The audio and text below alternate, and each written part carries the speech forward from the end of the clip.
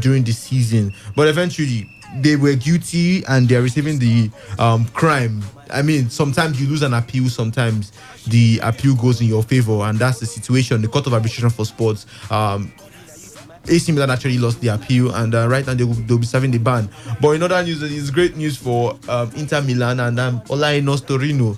The fact that Inter Milan now will be taking AC Milan Sport, and Torino would now be contesting. Inter Milan, AS Roma. Sorry, pardon me. AS Roma will be taking AC Milan Sport, and Torino is going to be playing in the qualifying round. I think it's a good one for them, and it just looks like Arsenal fans were a bit worried. There were rumors of Lucas Torreira planning on joining AC Milan, and right now the fact that AC Milan is not going to be playing in European football, I think that would be a really, really turn down or turn off for Lucas Torreira, and he will most likely be sticking with Arsenal next season. And of course, Docker's financial fair play rules, yes, they were guilty. That was 2 years ago. I think the period was when there was this reported rumor of a takeover of AC Milan, of Chinese owners. They pumped in money, but of course the rule said that you must generate certain amount of money for you to be able to spend certain amount of money. You mentioned Real Madrid. Real Madrid generate a lot of money. That's why they are top when it comes to Forbes rich list for club size. So perhaps it might not come close to them because they're one of the highest earning teams. They make a lot of money every year. But Docker's financial fair play rules, Man City have been locking around ever since. The hammer have not landed. The hammer is quick to land on AC Milan. Yes, it has been there since last season. They were supposed to even miss it last season. It was supposed to be a 2-year ban, but right now it has come and they're going to miss next season. How does this affect the players, the team? A lot of those players have been linked to so many clubs outside. With this ban, no European football next season, how does this affect them come next season? I do believe that one of the deals they made with CAS right now is UEFA right now is that they are going to balance their books, and let's remember that Ivan Gazidis, that's an Arsenal former director, he is now with them, so they think he is the right man to balance their books for them. But for me so far, I do think that this is going to make AC Milan sit up one way or the other, because I think they already got new administrators. They are American administrators. I've forgotten their names right now. So they think those people can also help them balance their books as well. For me, I think it started since 2015, 2017 season, 2017, that when this was locking around, and they also went ahead last season, that was 2018, to also spend as much as. So it's been lingering there for a long time, but they did not know how to balance this book, and I think that's why they've not been able to catch other clubs side, like we've been saying. Man City have been looking around somewhere, but I think they know how to balance their books and make everything look right, and that's what's working for them for so far. PSG, they've been spending lots of money. Barcelona have been spending lots of money, like you said, Real Madrid, but we know how much they get, so they are one of the richest clubs in the world so far. I think this fair play, this financial fair play affects these other clubs that do not have much money but spend even what they do not generate at the end of the season. And that's what AC Milan have been facing for a very long time right now. But with this, I'm very sure that they will settle their books. They will settle everything right. They will get players that they think will fit for them right now, because we know in Italy there are players that they are very I'm looking for a word to put it. They care about their own football. Let's put it out. Just like the Egyptians, they do care about their football. They love their football a lot. So I think they will get people that will fit with the likes of AC Milan, their roles, their philosophy, that will fit into that philosophy, and buy them. I think it will help them this community, even if I think it's also going to make them focus, because they are not going to be playing anywhere in Europe. They are only going to be facing the league, and also maybe their other cups, their FA cups, and the rest and their likes. So I think it's going to give them time to reflect on the things they've missed and how to correct whatever things that went wrong for them in the past seasons. Top striker, I think talking about the players in AC Milan, this ban might just be making some of them make some moves. Every player wants to play in Europe. That's the thing. Either be the Champions League, or eventually AC Milan they were not able to make it to the Champions League. So right now they're going to settle for the Europa League. There's a reported interest of Donnarumma. Exactly, by Paris Saint-Germain. I was just looking at that particular one, and it's not a surprise at all. I think eventually, if this guy makes a move away from AC Milan, it's not going to come as a surprise to me. Frankesi has been linked with Arsenal and some other teams as well. And it's just it's surprising. Look at you talk of Christoph Piatek, a player that with such caliber, same player. He's not going to be playing European football. Lucas Paqueta, you talked about Frankesi. Right now, Gianluigi Donnarumma and AC Milan. legend actually came out, who played for Atalanta and Manchester United. His name just eludes me. He actually came out just yesterday or earlier. No, came out earlier today, and he was talking about how Donnarumma should actually make that switch to Paris Saint-Germain, because that is, every player wants to play in Europe. That's the best way you sell yourself. Is a Massimo Tabi. So every player wants to sell themselves. So I think eventually it's going to affect AC Milan. I think they're going to be losing with this ban. They might just lose either one or two of their decent players. And of course, that's still the program Today Spotlight, which you live on this frequency 95.1 FM right there in the garden, the city of Port Harcourt. Talking sport this afternoon.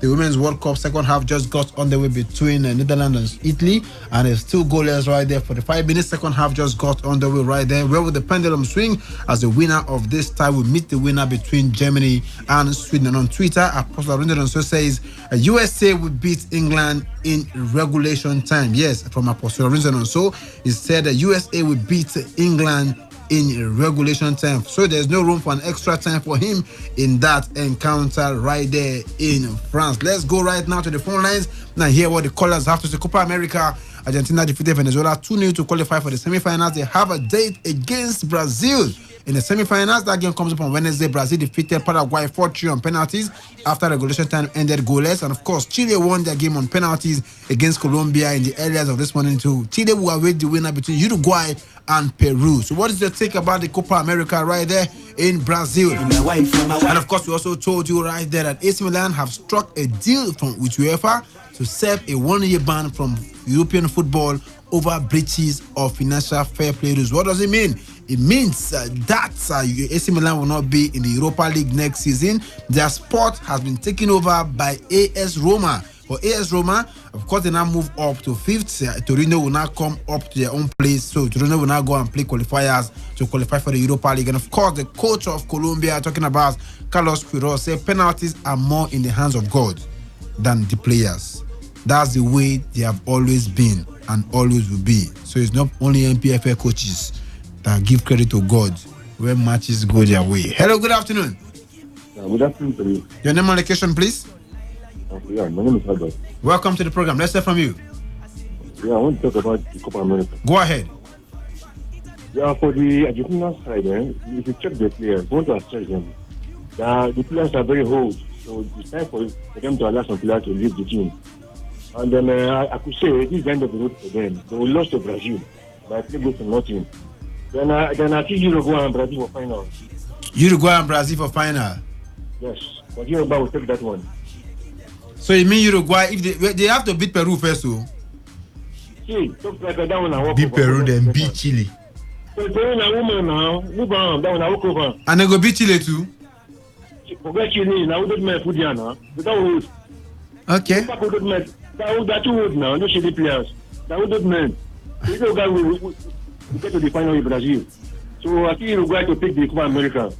Okay, no problem. Thank you so much for your time on the show this afternoon. Keep the calls coming through. Hello, good afternoon. Hello, good afternoon. Good afternoon, Top Striker. Your name and location, please. This is Mr. Mike from Port Harcourt. Mike, welcome. Let's hear from you. Concerning the issue at hand, I believe the Copa America belongs to Brazil. We will go Brazil for final. Brazil is going to demolish. They will demolish Argentina. There's no two ways about that one. Uruguay is going to win Peru. That one is a walkover match. And Chile, yeah, they have done best. They have done their best in the last 2 matches. If you watch yesterday's match, they were just lucky to qualify yesterday because Colombia play them hands down. And concerning the other issue at hand, I believe AC Milan, they should learn from their past mistakes. Despite they know they are desperate to go to the top flight, at least they should do what is normal. Because every club wants to be the best, but they should do the right thing by not spending above what they earn. I think they can do better than that. Thank you. Okay, thank you so much, Mike from Port Harcourt. Hello, good afternoon. Good afternoon to you. Sela West, welcome to the program. Up Rivers United. Up Port Harcourt. Up Iguma. You know, I called yesterday. I said Rivers United win. Yes, you said so. People are taking, they have not watched that team. They are very good side. Okay. I see Brazil taking Argentina. Argentina is still in the race, really. Yeah. 2 of them will play finals. No, now they are playing each other in semi-finals. Okay, two of them are meeting in semi-final. Yes. That is a cracker. Well, what of Colombia? They are still in the race. Eh? Colombia they lost to Chile yesterday on penalties. Or the earlier was on Chile. Yes, on penalties. I didn't monitor that game. Okay, well, Chile. You know, Chile has carried this cup before. 2 times. They won it the last 2 times. So they will play the winner of Uruguay and Peru. Uruguay-Peru is tonight. Hello? But at the end of the day, that league will prove me wrong. So, but what I'm now teaching them, because even if they reach final with at least for them to qualify to final, if it is Canopy, at least they have qualified for Continental. So the only thing now, let the league now start, because I like football first before any club side. That is what I'm my own. But whenever I go to like I have Stadium to watch Rivers United, I will come back not being happy because of what I will be seeing there. Although since this season, the last season that just ended, I only watched them 2 times. Yeah, so let them improve. If that league might improve, person like me, I said it one day, say, not that Ligma is a bad coach, but I think he's no longer putting his best to the, because when he was vice Emode during any championship winner, Ligma was very, even when he handled River Dolphin the first time he came to the, he was doing well, and the team they were playing good football that time. At the time, he started using the team as a business place. Because of that, now he lost everything. He doesn't know how to. In fact, I don't know what he will make it to the team again. So let him just continue like this and improve, even for the league next season. So that people like us here, I'm not a fan of Rivers United, but I will be their fan. Apart from my southern eastern club, every other team that will come to play them, I will supposed to support them. But because of what they are giving us. So that's it. As for Copa America, I think I'm giving it to Brazil for my own, because I know that they are going to win Argentina. Argentine team, I don't know what is wrong with them. I don't know. How many coaches have tried. It's like after this tournament, let Lionel Messi just retire for the team. So they check again whether what happened to Cote d'Ivoire will happen to them. When a person like Robert then retire, they went on and carry Nations Cup. For all these while, more than 10 years that they were there playing, parading the best stars in Africa. They keep on losing. Sometimes they will not even reach a final. So let Lionel Messi just after this season, after this tournament, let him just retire. And not after he retire, they will call him tomorrow to come back. Then he will say come back. Retire and the retire final. Don't come back again, no matter what you are playing in your club side. As for the person that slapped his captain, I think Malian player that slapped his captain, he did very, very well to slap his captain. In fact, I commend that captain. But in fact, that captain acted, in fact, he is a real leader indeed.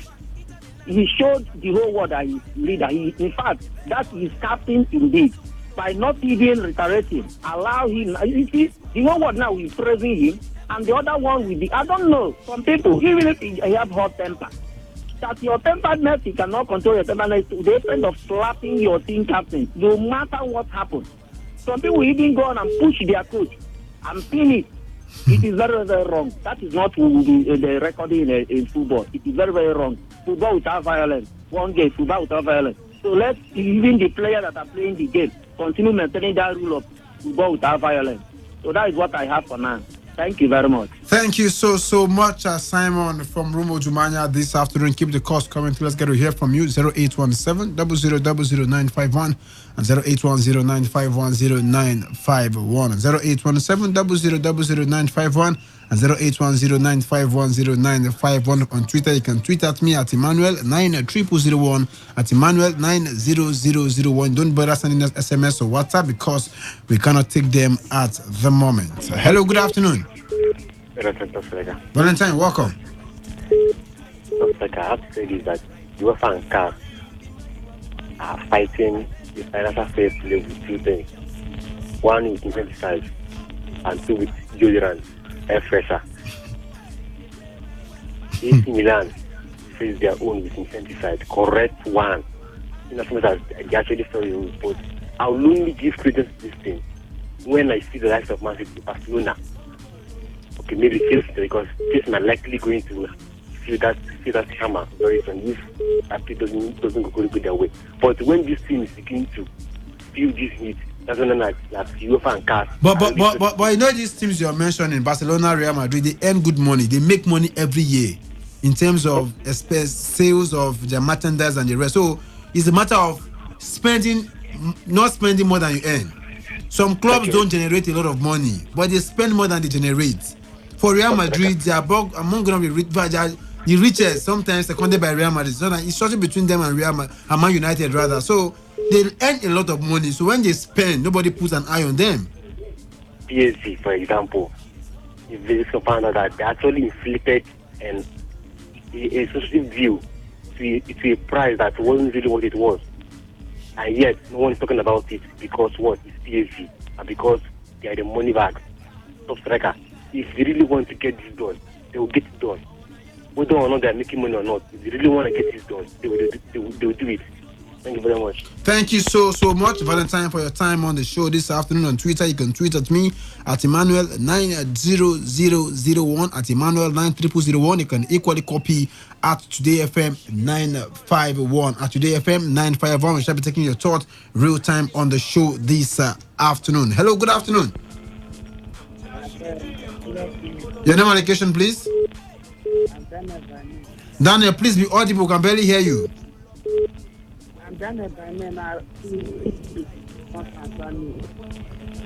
Hello?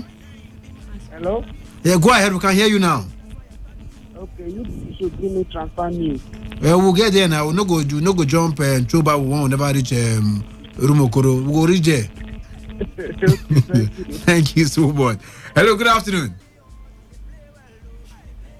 Hello? A silent caller. Please keep the calls coming through. Let's get to hear from you this afternoon. And of course, the program is highly interactive this afternoon. Hello, good afternoon. Welcome.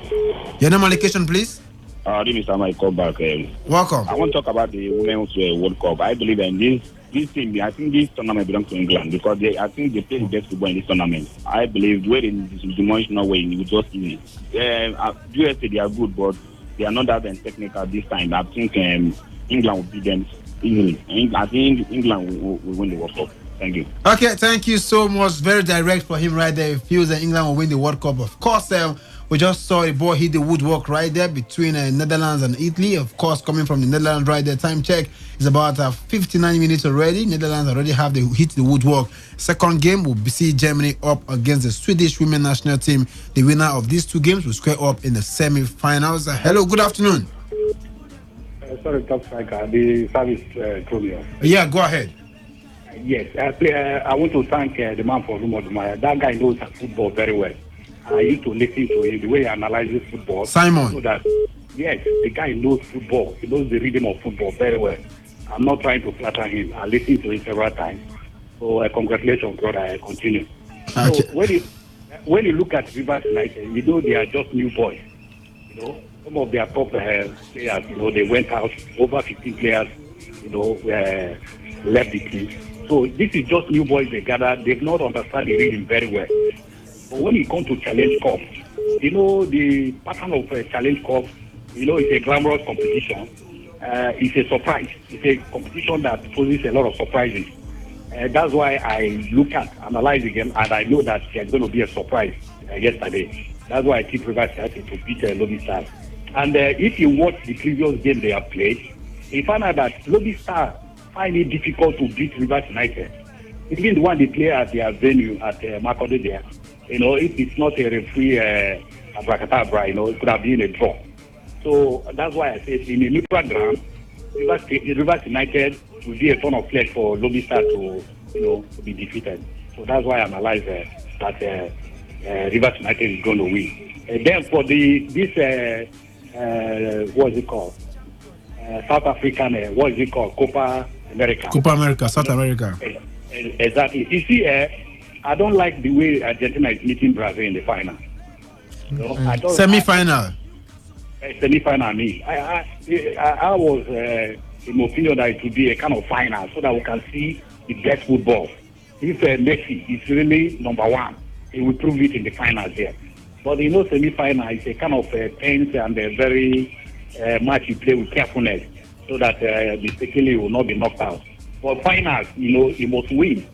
So I don't see Brazil winning Argentina. It's a kind of 50-50 game. That is what I see. Thank you. Thank you so much, Asela West, for your time on the show this afternoon. Keep the calls coming through. The numbers are still the same: 0817 0000951 and 0810951091. And of course, back to the phone lines. Hello, good afternoon. Hello. Hello, Obina. Welcome back. Yes, Top Striker. If we agree one thing that Rivers United have new players, so are they going to send the players on the continent?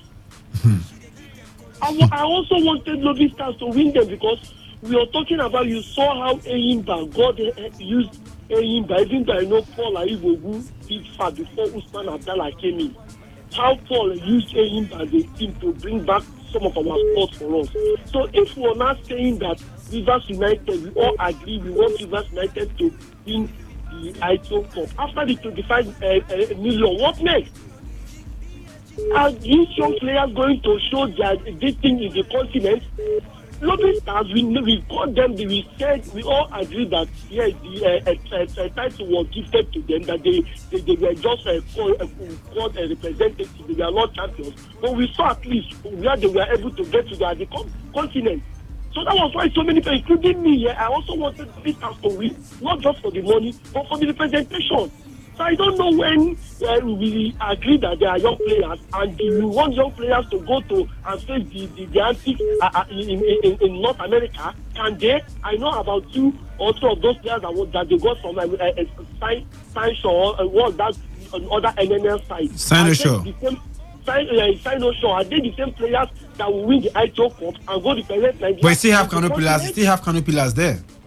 No, let's even give them the trophy now first. Let's give them the trophy now. And what next? So for me, I never wanted Rivers United to win the ITO Cup. So even if they play finals with Kano players has automatically qualified for the Confederation Cup. So they cannot play 2 tournaments. So that's why most persons are rooting for Lobby Stars, because of representation, not because of the money and ITO Cup.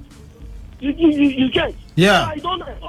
So for me as Obina, I also wanted Lobby Stars to win, but as a fans now, I don't think there is anything we can do. At least the once fact has been established that Rivers United have young and inexperienced players, which I don't know if they will be able to cope with when they get to the continent. Argentina, until Messi and Higuain is this South American. He has retired from national team. Retired? Yeah, from national team. Okay, that's one edge to see if Messi will lift anything. But I still think I've not seen Messi lifting anything with the international team. So many players was not lift something with their country side. For AC Milan, I don't know when we say Joe Durant and incentive side. Is Manchester City bigger than AC Milan? No. If we want to play football politics in Europe and everywhere, can Manchester City stand AC Milan in any way? So I don't understand. Even if you are talking, where are the players that AC Milan is signing that they are now facing financial fair play? Which player are they signing? Is it our Omero that they want to sign, or just here? Which player is AC Milan signing that they are facing FIFA fair play? Because for me, I'm not seeing anybody there. No, you know, there was a time when it was reported that they were taken over by some Chinese investors. Now they started buying players. They spent over £100 million. They brought the likes of Hassan Chahanoglu. They brought Frank Casey from which club is it? Atalanta of Fiorentina. They were just buying players from everywhere. So they spent over £100 million. And the rule is that before what you are spending, you must erase what you spend. Okay, what if you're not playing this elite tournament, but you have a big sponsor? Audi is a life sponsor of AC Milan, and we know how big Audi is. No matter who your sponsor is, there are rules that you don't end up. You must, as a club, you must generate certain amount of money before you spend. Yes, you must generate certain amount because if you give that room, that because you have good sponsor, you just end up going there to be buying without giving account. So there should be, when they come to audit your account, what did you generate and what are you spending?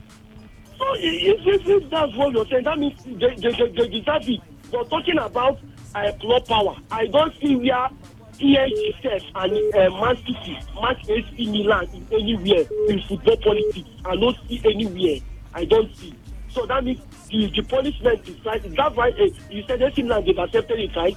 Yes, they've said, in fact, they came to an agreement with UEFA. So they don't, like, you rub my back, I rub your back, no problem. We will serve the 1 year ban so that make things go quickly. So it's a fact that nobody is being intimidated there, because I'm hearing that if there is hanky-panky, as if similar cannot, they are being maltreated. It's a fact. Similar is a world power, both outside and inside the pitch. There are ex-players and everything. So don't be sport things will be that. You can see that you can see the 5 stars there. Thank you. Thank you so much, Obina from Orazi, for your time on the show this afternoon. Keep the calls coming through. Let's get to hear from you before we head straight to transfers and making the rounds this afternoon and telling you all you need to know about the world of transfers. And of course, just like time check is still about 6 to 7 minutes. Italy up against Netherlands in the Women's World Cup quarterfinals, currently on as we speak at the moment. But of course, while in the other venue right there in the AFCON is all about the game is about to get underway right now. I think that's almost kick-started. About Mauritania up against Angola. Of course, the game is about to start right there in Egypt. Hello, good afternoon. Hello, good afternoon. Your name and location, please. George calling from Imo. That guy don't take all the time. You talk your own talk now. You take time too now. They talk, they go. When take time, Are you want to talk or you want to complain? Which I want to talk to that Mali guy. We slap now. We slap and I don't really find that. And that's not transfer. Okay, we'll give you an update on that. Hello, good afternoon. Top striker. Sela West. Rivers United is a very slow. Is it what? When they qualify for continent, yes, they will buy players. You know, when you just like you were saying, when they buy new players, you will not take time for them to blend again. I understand. You're already saying they have new players in the team. You know where they got these new players. It's not from. They are not actually. They've not played professional football. How now? Some of them have played now. O.C. Martins already played for Abia Warriors. They are not many now. FC Fan Yuba already have Wasu Jimo in the team. How many of them? They got players from FC Fan Yuba. How many now? No, don't make it look like all of them are amateur players. They already have players who are playing in the NPFL. How long have they played? They have a Gbadebo in the team as well. How long have you played? They have up to more than 10 players who are already playing in the NPFL. What I'm saying is, when they qualify for continent, they might even go outside the country to buy players like Senegal, Mali. Is that the solution to the problem? Yes, they can bring these players here. They are very good, who have tested international football. They will reinforce the team. You see, one thing about people, when you don't like a team, you don't have to rubbish that thing. What you need to do is to analyze the team according to their strength. You don't just say because you hate the team, you rubbish the team. It's not a matter of hating the team. Because if you say the team, they have new players who are trying to blend. Now people are picking lobby stars because they feel lobby stars. You are in the continent just this season that just ended. You are in the continent, but you cannot beat a club that is not in the continent. We don't. Sela West, you don't judge football that way. Can I shock you? South African version of the ITO Cup. It was a non-league team that won it. They have Ronaldo, Pyros, and the rest of their teams. So it's a cup game. Anybody can win it. See, if you follow Challenge Cup very well, when it is called Challenge Cup, it's not like a league that is marathon. It is challenge. That's why they call it a glamorous competition. It is face me and face you. It's a kind of tug of war. So you don't judge league competition, Challenge Cup. It's a different game. Different, though they are all football, but the pattern. That's why I see some new players, clubs are knocking off the big one. Look at Enyimba. They are no more in the competition. Look at Rangers. Are you telling me they are not good? They are good. That's what we are saying. People want lobby stars because they feel lobby stars have experience on the continent, not even in the league. They don't have. Look at how far did they go in the competition. Okay. When everybody put up in them, they flatter. let them know. Let other people go. Yes, Rivers United will qualify and they will play. Okay, thank you so much, Cedar West. Right there, and of course, time check is about 70 minutes. And Netherlands have scored the Italians by a goal to nothing. Right now, the leads by a goal to nothing. Italy up against Netherlands. The goal was scored by Medema right there. And of course, before I could get the thoughts of the guys between this encounter right there, let's take some few more calls. Hello, good afternoon.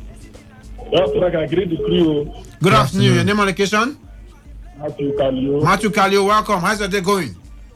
Well, no problem. The guy that player that slapped the captain. Yes, Adamaniani. Well, it's a very strong player. It's a very strong player. And I must give kudos to the captain that did not retaliate, that did not show pomposity, ego, or superiority. That's a really matured man indeed. It depends on the effort to. Oh, he has been sent home already. Yes, he has been sent home. He has gone into the Guinness Book of Records that sometime when he went to Nations Cup, he did so thing and he was sent off. Generations said it is in history. It's Google everywhere there. So he has put his name in a very good book of records. Then AC Milan, UEFA, financial fair play. Sometimes UEFA, FIFA, CAF, they are like bigger, very big, toothless bulldog. They can back, they cannot bite. But with this one now, I think they are trying to tell the world that indeed they are not sleeping. The other one is this racism of 18. You people were, during the beginning of this program, you talked much about racism. Yeah. So they should also look at what this racism chanting, racism slogans, gestures, and what have you. Throwing banana peels at our black players and so on. All these things, UEFA and FIFA should come up very hard on players or fans or teams that are found wanting in this regard. In as much as we want to wipe out racism, there should be no sacred cow in cleaning the world in terms of anything concerning racial abuse. When it comes to sports, not only in football, in anything concerning sports in the world, the necessary bodies, the authorities should come on very hard unless they want to treat these issues with their kid gloves. Then talking about Rivers United, they are doing very well. Now that they are doing very well for the past 2-3 games. Guma should keep his head high, put the team in order. I also pray that they get to the finals and win the league so that they will bring, the ITO Cup, so that they will bring at least the continental. They will go into continental game for the state, in as much as the state government is giving them their necessary package. I wish them all the best of luck. Tomorrow, the Super Eagles, for their last group match, I pray that all of them should be mentally, physically, psychologically, tactically, spiritually, footballically fit to take on the Madagascars as they come. Wishing them all the best in their future endeavors. Thank you very much. Thank you so much, Matthew Kalio, for your take on the show. Just an aside. Nobody's complaining now Rivers United is winning matches. It's no one day will now hear that Ijebu is too close to Niger Tornadoes when they play the next match and the rest of them. And of course, back the game on our screen right there, Dockers, Netherlands, the European champions, are up currently 1 goal up against Italy. Are you surprised at this point of the game so far? Do you think the Italians stood any chance against the Netherlands? No, I didn't think so, but I really wanted them to, go forward in the tournament because they were looking forward to it. They are trying to strike a balance between their male football team and also the women football team. They're trying to make it stand in Italy, so that's why I was touting them to go forward. I never saw them as a fit match for the Netherlanders because I know that they are Europe, they are the champions in Europe, so yes, they are going to bring everything that they've got. And since the first half, now the second half, they've been hitting their goal. They've been hitting the opponent so hard, asking the right questions, and they got the right answer from that free kick that led to the goal with that great header. So for me, so far, the Netherlands are doing quite well. Let's see how far they are going. If they are going to be putting one more goal to add up to this particular goal that they've had already, is now 1-0. But let's see if they can top that goal to maybe 2-0 or something. But for me, the Italians have tried as much as they can. If they go out, I think they have done quite well for themselves as trying to create a standard for the women national team in Italy. They've created a great standard for themselves, and for me, they should put their heads up high if they leave from here. You just have a chance back into this game talking about the Italians? Yes, they do, because the first half it was all about the Italians, but the Orange Lionesses seem to have come back in the second half. I don't know what their coach must have told them, but then we saw them piling the pressure. In the first half, they tried to work more with the flanks, but we saw that it wasn't working. And right now, they decided to try more of outside shots and try to break into the 18-yard area, the penalty area, and it's been working for them. They almost got a penalty right there, cries of penalty, but I mean, they all fell on deaf ears by the referee. Eventually, they were able, in the process of trying to break into the 18-yard box, they were able to get a free kick, and that free kick actually led to the goal. We also saw just a few minutes ago, Netherlands actually hit the crossbar from an outside shot. So really, they've been piling the pressure this second half. If the Italians, they can't just find a way to play as well as they were playing in the first half and try to be more dicey and precise, particularly in front of goal, then they still definitely have a chance in this game. It's 76 minutes of play, or 77 minutes, you've got to say. They are currently taking a water break, meaning they have close to 15 minutes or 15 minutes plus extra time or plus additional time to get back into this game. So it's a good one. They really still do have a chance, and of course we really cannot rule out the possibility of Netherlands getting more goals in this particular encounter, because the way they've been playing, it has really been top notch. And if they keep on playing the way they have been playing for the past 20 minutes, you want to say that they have the possibility of adding more tally to their goals already. And of course, keep the calls coming through before we talk transfers and call it a wrap on the first part of the program this afternoon. Just to also remind you that Nigeria up against Madagascar tomorrow. We shall be giving you live coverage of that game. The game comes over at 5 p.m. tomorrow. Shall be here live in the studio to give you all you need to know and be live in the studio to cover the game right there in Egypt tomorrow. Back to the phone lines. Hello, good afternoon. Hello. Hello, good afternoon. Good afternoon. Your name and location, please. My name is OJ, calling from GRA. OJ, welcome. Let's hear from you. Yeah. You see, I want to talk about the Copa America. Okay, go ahead. Argentina, Brazil, on paper it's a tantalizing match, but in pitch, it's one of the most strongest and difficult matches to play. Okay. Rough, rugged and rough. Physical battle, The Argentines and Brazilians, they tend to have this pumped up passionate how they meet it themselves. They have this natural hatred for each other. Hello? Hello? Well, do want to call us back if you can this afternoon. We lost that right there due to network. Keep the calls coming through. And of course, I'll still want to go to nothing in favor of Netherlands. There are 75 minutes already between Netherlands and the Italian women national team right there. Let's talk football transfers this afternoon. First port of call is Old Trafford. And of course, Manchester United have signed England under 21 right back Aaron Wan-Bissaka from Crystal Palace in a £50 million deal. To the 1-year-old who made his first team debut for Palace last year has agreed a 5-year contract that will earn him up to £80,000 a week. United are paying for the £5 million up front, making Wan-Bissaka the club's fifth biggest signing behind Paul Pogba, Romelu Lukaku, and Angel Maria and Fred. He's the club's second summer recruit after Daniel James joined from Swansea. Wales international James, who's 21, cost £15 million. Wan-Bissaka, who has been on international duty this month at the European Under-21 Championship, joined Palace's academy when he was 11. The defender was on £10,000 a week at Selhurst Park, the lowest paid player in Palace's first team squad. His transfer was delayed by final negotiations between the clubs, which ended with Eagles securing 10% sell-on clause if Wan-Bissaka leaves United for more than £50 million. The deal is yet to be formally announced by the Old Trafford club. Quickly, Dockers, under 21 for England, £50 million. Is it not overly priced or overly high because it's English? Or of course, what does it add to Man United come next season? I think money is the one spoiling football right now. That's too for Netherlands right now. They're working on the set pieces and they're getting the goals. This one came from a set piece and also another header. Brilliant from Netherlands. You can definitely say they are through to the round-offs, to the semi-finals. Yeah, that's good for the Netherlanders. But then back to the transfer. I personally do think that money is spoiling football right now because there are some there are some persons you tend to buy, and when you hear the amount of money that they spent on that particular person, you self they hear and you they vex. I didn't expect for Wan-Bissaka to cost 50 million.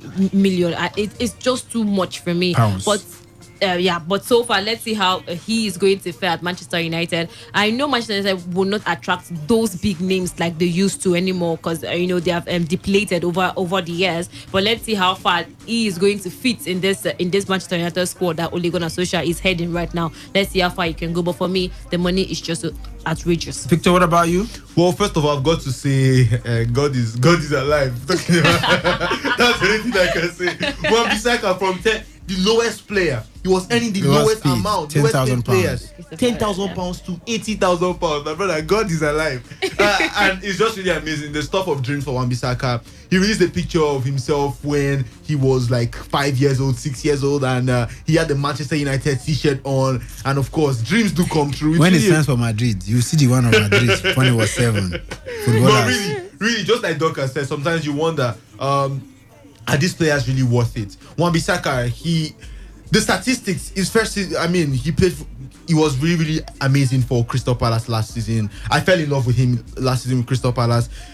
He's just behind Idris Aguaye and Wilfred Ndidi for making the most tackles in the Premier League last season. Not to forget that some defenders were beaten close to 55 times. Wan-Bissaka was only beaten 10 times by all players throughout the 3,000 plus minutes. Interceptions he had most in Premier League. The statistics speaks for him in just his first season. I just hope that he would shine or blossom as much as he did in Crystal Palace. Maybe it was because Crystal Palace is a team that doesn't really have so much stars, so there isn't so much pressure. But right now, when you're earning £80,000 a week, you want to say that the pressure is on Wan-Bissaka to deliver. I don't know if he can handle that pressure. And of course, there are also rumors of Man United also wanting to go for Arsenal's Pierre-Emerick Aubameyang. I think Arsenal are considering offers at the moment. Chinese teams are the ones that came initially offering over £400,000 a week for him. But of course, we shall be coming to that. Arsenal are monitoring Monaco's Keita Balde as they continue to search for a new winger. According to Sky Sports News, reported yesterday that the Gunners are expected to make an offer for Wilfred Zaha, who is keen to leave Crystal Palace. Balde is also of interest to Arsenal, and the 24-year-old is keen on moving to the Premier League. However, several other clubs are also interested in Balde, who is available for between 25 and 28 million pounds. Arsenal have sent scouts to watch Balde at the African Cup of Nations, where he scored in Senegal's 2-0 win over Tanzania. Balde spent last season on loan at Inter Milan, scoring 5 goals in 24 Serie A appearances, but the Italian side are not taking up their option to sign him on the permanent deal. While former Fulham and Liverpool forward Ryan Babel has signed a 3-year contract with Turkish champions Galatasaray. 32-year-old Dutch international was a free agent after his contract at Fulham expired at the end of the season. Galatasaray said Babel has received a £1.79 million signing on fee and will earn £2.24 million a year. After leaving Liverpool in 2007, Babel had spells at Hoffenheim in Germany and Ajax in Holland. He has also played twice in Turkey for Kasimpasa and Besiktas, as well as Al Ain in the United Arab Emirates and Deportivo La Coruña. He has won 57 caps for the Netherlands, scoring 8 goals. Right, journeyman, you want to call him, talking about Ryan Babel. He has toured everywhere in England. He was with Fulham last season. Good move for him. Galatasaray, he has gone these days.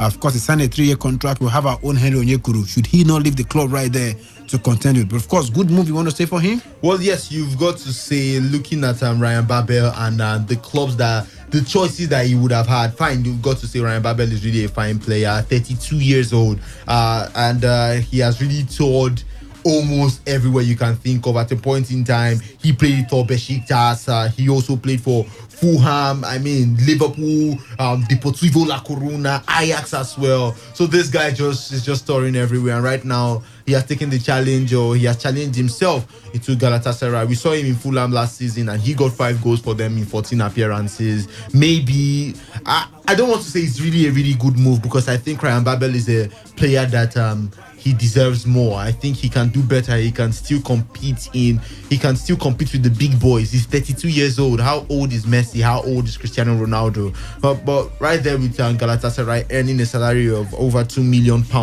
a year, Not so impressive, but good one for him. Let's just see how he eventually takes it, and if he eventually flourishes as well in Galatasaray. Keita was with Inter Milan last season. Had a good stint with Inter Milan. He's Nations Cup at the moment. Arsenal already have scouts monitoring him. A decent striker, you want to say? Does Arsenal need a striker?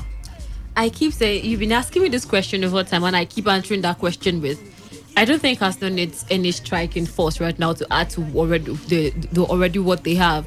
I do think they need to balance their defensive. Don't you think they've already allowed Danny Welbeck to leave? Should, in case Aubameyang still stays, what about the backup on the bench?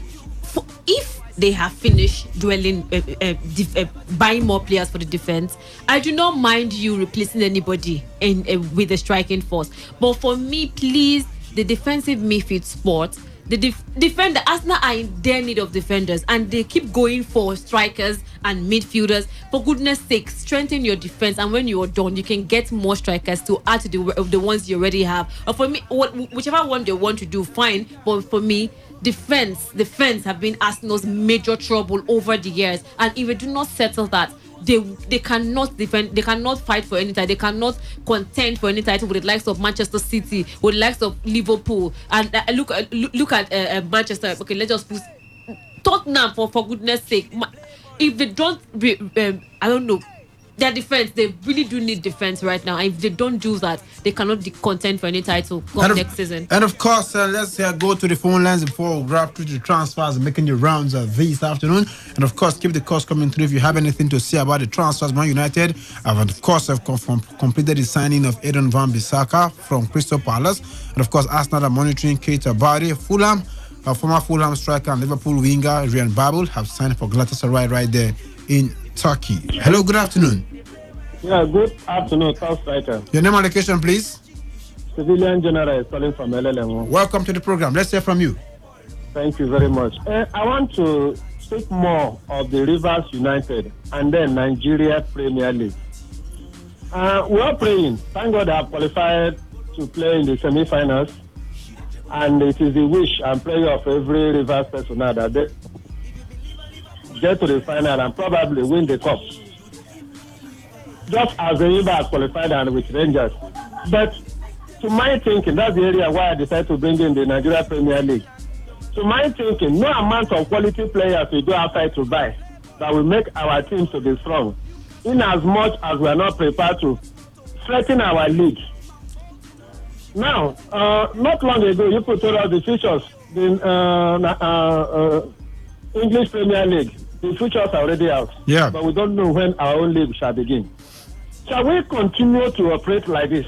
Because no matter the team that qualify, even if we have the best team in the whole country qualifying, and our league has not started, is not strong enough, they will continue to go to the continent and then come back to countries run their own league. So that let our own league be strong, so that any team that qualifies to represent us, we can beat our chest. Yes, the team will give us quality representation.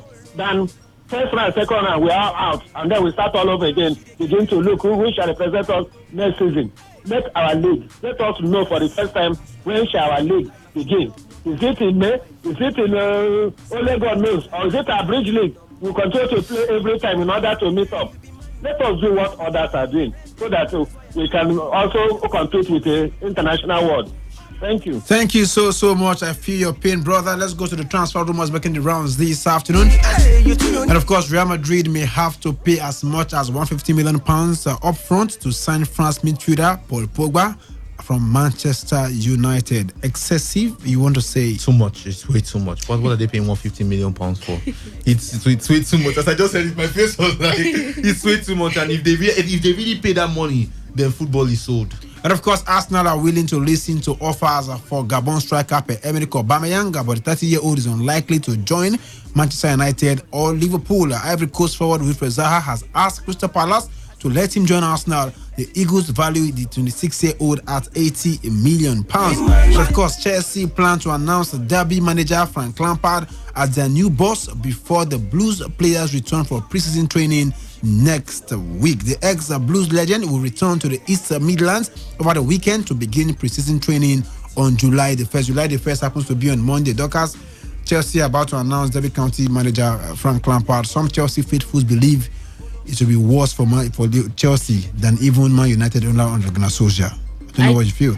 Like I said before now, I've always stood on the side that Lampard shouldn't come down to Chelsea because I felt he just started his career with Derby County and he has been doing pretty well. He took them to the finals of the playoff, but he didn't make it. So I was thinking he was going to still be there with them and see how they are going to progress through next season. But if that's what he wants and if he thinks it's the best thing for him, he should move on. But for me, I don't think it's a good idea. Man United are confident they can secure deals for Newcastle 21-year-old English midfielder Sean Longstaff and Sporting and Portugal midfielder Bruno Fernandes, who is 24. The family of Tottenham Hotspur midfielder Christian Eriksen have been seen house hunting in Madrid, where the 27-year-old Denmark international would like to move to this summer. Please spend less than money on Eriksen instead of Pogba. Chelsea have ordered Atletico Madrid to pay £50 million for a permanent move for 26-year-old striker Alvaro Morata, or they will recall him from loan. Tottenham Hotspur boss Mauricio Pochettino has told chairman Daniel Levy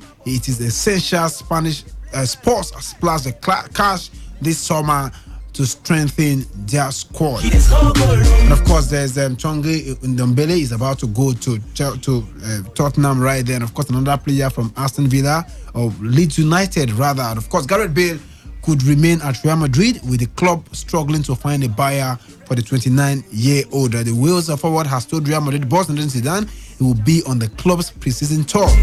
Ex-England skipper Wayne Rooney is hoping for a job in management and has consulted Pep Guardiola's former number 2 and current New York City chief Dominic Torrent to prepare him for a potential future role. And of course, he has a Gunnar Solskjaer to call right there. A meeting was held between Real Madrid and Atletico Madrid chiefs over the proposed transfer of French forward Antoine Griezmann to the Bernabeu. And of course, Barcelona might sign Romania legend Georgi Hagi's son, Giannis, who is 20, in 2 seasons at FC Viitorul.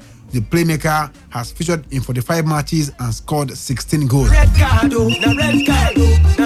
of course, Arsenal, West Ham and Crystal Palace are all considering offering former Chelsea and England defender Gary Cahill a contract. Back to the other news. I just cannot let it slide. A meeting between Atletico Madrid and Real Madrid have been held for them to transfer Antoine Griezmann. Is this in an attempt for Real to prevent Barca from getting Antoine Griezmann? That's right. Will I ask?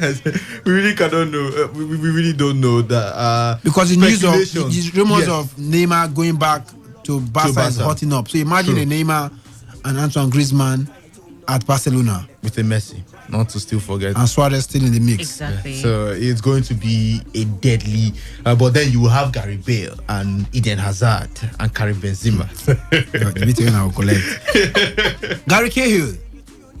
Is this supposed to be an Arsenal kind of player at 33? No. Liverpool will have agreed a deal worth up to £7 million for Sporting for the sale of 19-year-old Portuguese forward Rafael Camacho. Colombia striker Radamel Falcao wants to join David Beckham's MLS franchise Inter Miami when his Monaco contract expires. Aston Villa are set to bid for Southampton's 23-year-old English left-back Matt's target, as West Brom boss Slaven Bilic wants former Hamas teammate Julian Dix to join him at the club as first team coach. Keep the calls coming through. Quickly about the transfer you've heard this evening before calling it a wrap on the first part of the program. And of course, Aaron Van Bissaka to Man United. Quickly, keep it short and simple. What do you make about that right there? And of course, all the transfer rumors you've heard, Arsenal wanting to go for the likes of Gary Cahill. And of course, that man, Zaha, has told Crystal Palace, I want to go to Arsenal. What do you make about this? Keep it short and simple. Hello, good afternoon. Yes, top striker. Short and simple, Lubina. Yes, we have Shaw, we have Rojo. Lukaku is about leaving, and we are signing Van Bissaka from Crystal Palace. Is this how? I know we struggle in this transfer, but I never knew we would be signing like this. Now I really know that the glory has really departed from Israel. The glory has departed from Israel. Okay, thank you so much. The glory has left Israel, according to Obina. Hello, good afternoon. Hello, good afternoon. My name is Nina. I'm calling from Ava. Welcome to the program. Let's hear from you. I think Madrid and Atletico Madrid having a meeting. I don't think that the transfer for Griezmann to work. I think Griezmann to Barcelona is already done and dusted. We are waiting for the announcement. Okay, thank you so much. Hello, good afternoon. Hello. Your name and location? Let's hear from you quickly. Well, I agree with Chelsea, but Atletico Madrid to pay us £50 million, we should recall Morata. Then for where the Saka moves to Manchester United, well, it's a good player, but for that kind of amount, £50 million, it's a big amount of money. On can he to after Messi now? Last when I had the news, but who knows? After Messi, likely really that kind of postman in the defense. Thank you so much. Hello, good afternoon. Hello. Hello again, top striker. The real gift. Welcome back. Yes. Please, do you remember sometime before the end of last season, the saying, only on the wheels? Yes. Thank you very much. I'm talking about in respect of Frank Lampard going to Chelsea as the coach there.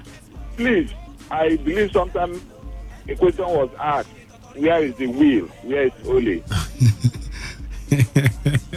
Look, top striker, what you use in cleaning your ear, you don't use it to clean your eyes. As far as I'm concerned, I'm a supporter of give somebody the opportunity, but not with this one. I think that's too big for him to start with. Thank you very much. Thank you so much. The real gift from the top, and of course, full time right there. Netherlands have defeated Italy by 2-0, and of course, Lucas, they are waiting Germany. Everybody on paper expect Germany to get the better of Sweden. Can you call that game? What am I calling? Which of Germany, them am I calling? Sweden. Germany to win that Germany, particular one. Victor? 3-1 Germany. 3-1 Germany. 1 or 2 more calls for the road. Hello, good afternoon.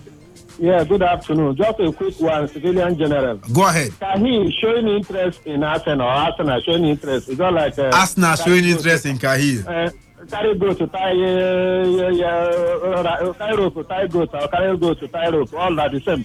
I don't think if our coach would descend to the level of signing Kahil, that means he didn't mean well for Arsenal. The Kahil, if he's good, I'm sure Man U will not allow him to go. He should remain where he is.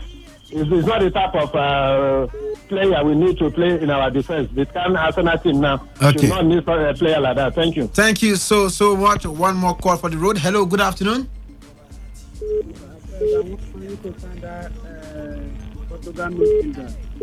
Bruno Fernandes. Yes. Okay, they will listen to you, but they are still negotiating with him.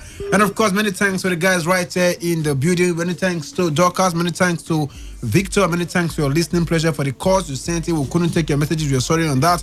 And of course, Wisdom Obina and the rest of the guys are here for the second part of the program to talk everything Nigerian football and give you an expose in the camp of the Super Eagles of Nigeria. And of course, stay tuned with the guys at 4 p.m. to 6 p.m. Tomorrow, we shall be giving you live updates from the game between Nigeria and Madagascar.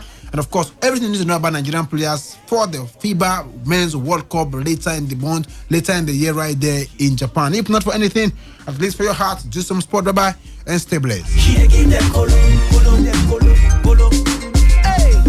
She dribble them. Hey,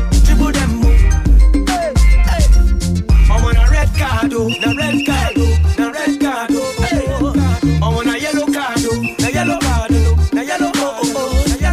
Referee no do us ojoro. I say na penalty. J Slick. Hey. Today, 95.1 FM, the voice of the people. Radio has never been this good. Today, 95.1 FM, Port Harcourt.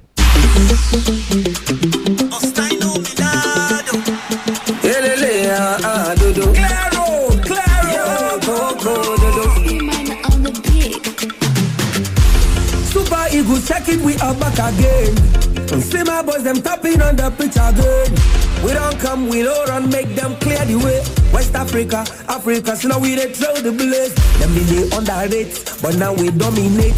So now we they set the pace for them to emulate. So we they tap, we they score, we they dribble. Them they fall, we they shoot, we they push, we they show them. Them they fall, we they. Walele, where you do? Walele, my brother, where you do? Walele, where you do? My brother, where you do?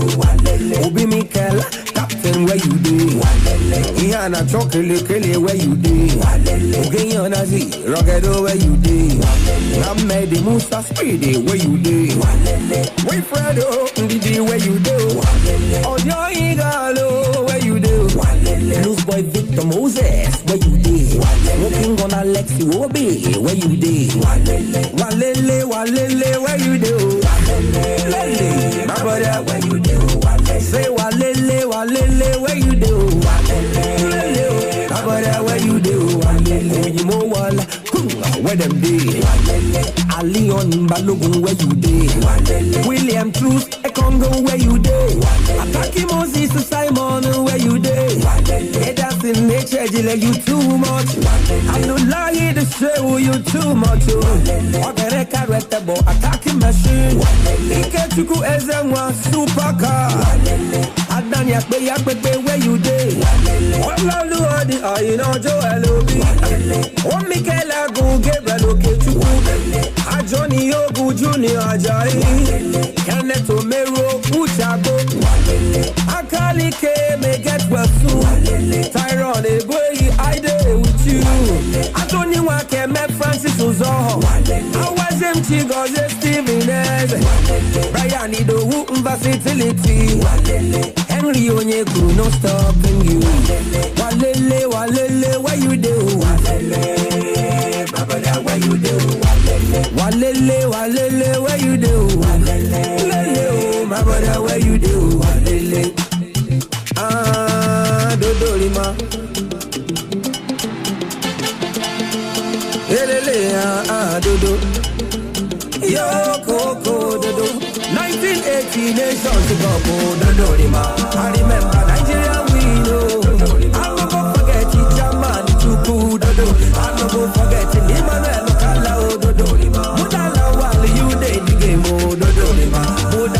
Rest in peace, yo. I'm a mathematic, no de family India. I'm a mechanic, not okay, India. Say Christian Madu, I know forget. And so will I be, oh, below. Intercontinental ballistic missile. In my OC, where you did the demo. What does I forget? Make you not forgive me. My name is Gianni Infantino, FIFA president. For the best of sports, always listen to Today Sports Live on Today95.1 FM, Port Harcourt.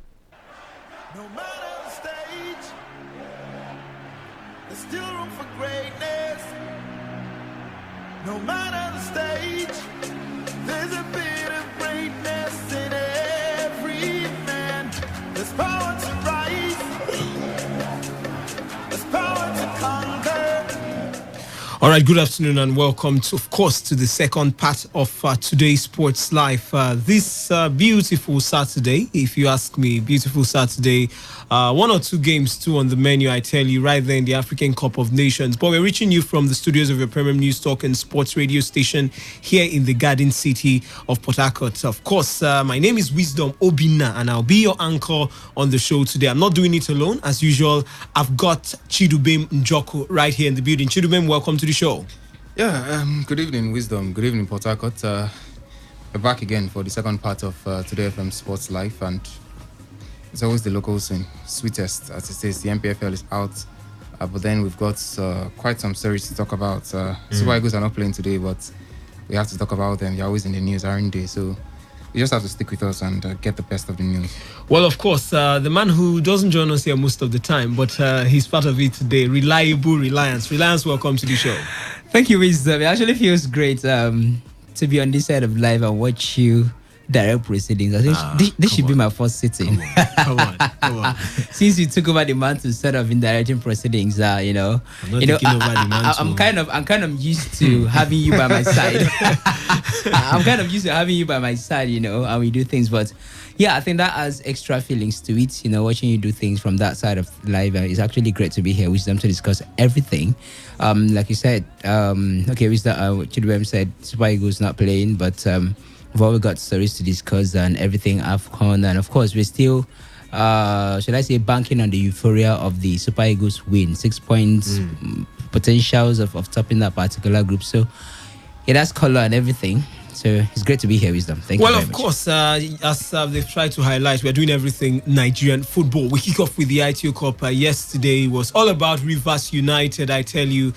Exciting way, not really the best of ways, but exciting celebrations coming out right there. They found the way to make it to the semi-finals via penalties right there against Lobby Stars. The Unicel Awards, Mfonoda and his likes are actually getting some prize money for actually scoring more goals, of course, being joint top scorers, him and Sanusi right there from the MPFL. Then the Super Eagles, yes, they're on the menu.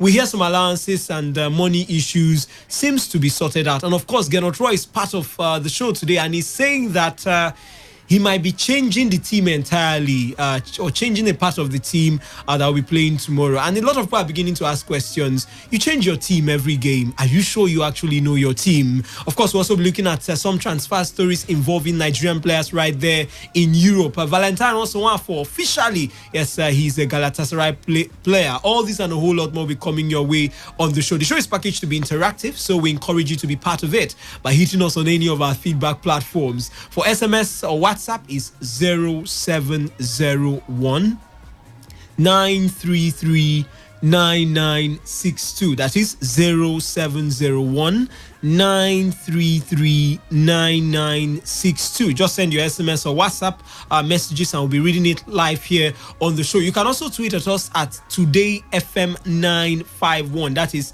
TodayFM951. Or you can also tweet at me at wisdom_OB. That is wisdom_OB. Hello, my name is Kanu Wanko, aka Papilo. For the latest and trending sports stories, always listen to Today Sports Live on Today 95.1 FM Port Harcourt.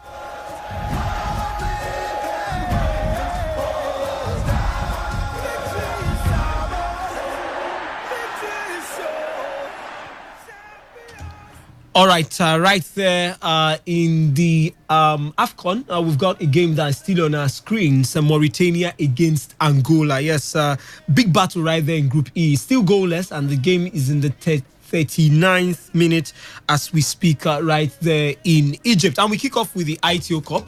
Kano Pillars, Rivers United, Calabar Rovers and Niger Tornadoes have booked their places in the semi-finals of the 2019 Federation Cup after they eliminated their opponents in the quarter-final games on Friday. Now, goalkeeper Darlington Ovunda was the hero for the Pride of Rivers after he stopped Lobby Stars Sikiru Alimi's penalty kick and went on to convert the decisive kick himself to book his team's place in the last four for the very first time since 2014 when they were known as Dolphins. The Saimek Sugida were unlucky, that's talking about Kano Pillars, to lose last year's finals of the competition to Enugu Rangers after they let slip a 3-goal lead before losing on penalties. But they are only a game away from another final appearance after thrashing Aklu Sendi 4-0 at the Ahmadu Bello Stadium right there in Kaduna. Ibrahim Musa's men finished up the job in the first half when they raced to a 3-0 lead through goals of Awalu Ali Malam in the 17th minute,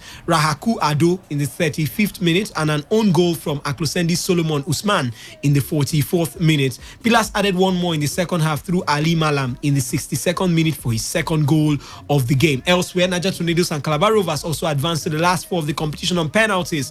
Tornadoes ended the impressive run of Smart City of Lagos 5-4 on penalties after another goalless match at the end of regulation time. What a sad way for that that side, not a big side, but of course they seem to be that team that would have given us the spark to the final. Calabar Rovers did beat Bendel Insurance in the competition after they held their nerve to edge the recently relegated side on penalties at the Nnamdi Azikiwe Stadium right there in Enugu. It doesn't get worse for Bendel Insurance. Now let me come to the guys in the studio. Chidimem Njoko, generally, what do you make of the games? We saw Rivers United. A lot of people were thinking Lobby Stars might be much of a huge mountain to climb, but here they are, Rivers United and the semi-finals. Some people didn't give them a chance. We saw Smart City, push out some big names, managed to get to this stage. Even Mbappe, they put to the sword. What a way for them to crash out. No, they didn't actually lose by normal goals. That's in the course of 90 minutes. Penalties it did end. How did you? What ratings would you give to the fixtures we saw yesterday? Well, I think they just gave us a clear picture of what naturally we should expect from the teams. For Rivers United, in this competition, I always say that cup form is very difficult. It's very different from league form, and that's exactly what Rivers United has showed us this season. Has shown us rather this season. I saw what they were able to do in the MPFL in just the outgone season. Struggled for most of the games, even at home. They were far from convincing. I saw one or two of those fixtures, and I didn't get impressed, to be honest. It was quite a sorry sight for Rivers United, and that's why a lot of people were skeptical of their chances going into the ITO Cup. In fact, when they started, lots of challenges on the road, and we felt, I felt, and a lot of people as well, so I can say we at this point, because a lot of people were not comfortable with what Rivers United were giving us. The goals were dry at some point during the league. We were managing to win by a goal to nothing and all that. But it got to the cup competition, and then that 4-0 victory came against Timber Loaded FC, and many people thought it was a fluke. A 4-0 Timber Loaded, a very, very unknown side, despite the fact that a certain box-to-box FC defeated MFM, but that's by the way. Timber Loaded, and then the next game against Aqua United, and then it looked like the bus stop. That looked like the bus stop for Rivers United, but they kept pushing on and on. They got that 3-0 victory, and then another excuse came up. Aqua United were in shambles. Paul Bassi had complained bitterly before that encounter about fixture congestion and all that. The coach himself, Raphael Everton, was not even sure whether he was a manager or something. And then that sort of overrode the shine of the victory of Rivers United in that game. 3-0, quite emphatic victory for Rivers United. And then they moved on to play another, maybe not too powerful side. Warri Wolves, yes, used to be a powerhouse in the competition some 5-6 years back. Represented us very finely on the continent. We can't forget that beautiful free kick Imba scored against them in 2013, I think, over Diego, to end that game 2-0 before they went on to progress on penalties. And both of them represented us on the continent, Imba and the Warriors, that season. But these days, Warriors have gone back to the shadows. They are not that kind of team you want to reckon with. But Rivers United got the 2-0 victory in that game again. And then the excuses came up again. It was Warri Wolves. And now Lobby Stars. That looked like the final bus stop. There was no way Rivers United was going to do it. But somehow, Stanley Guma's boys keep making us, through our awards every other time. Look at that. 0-0 ended in full time.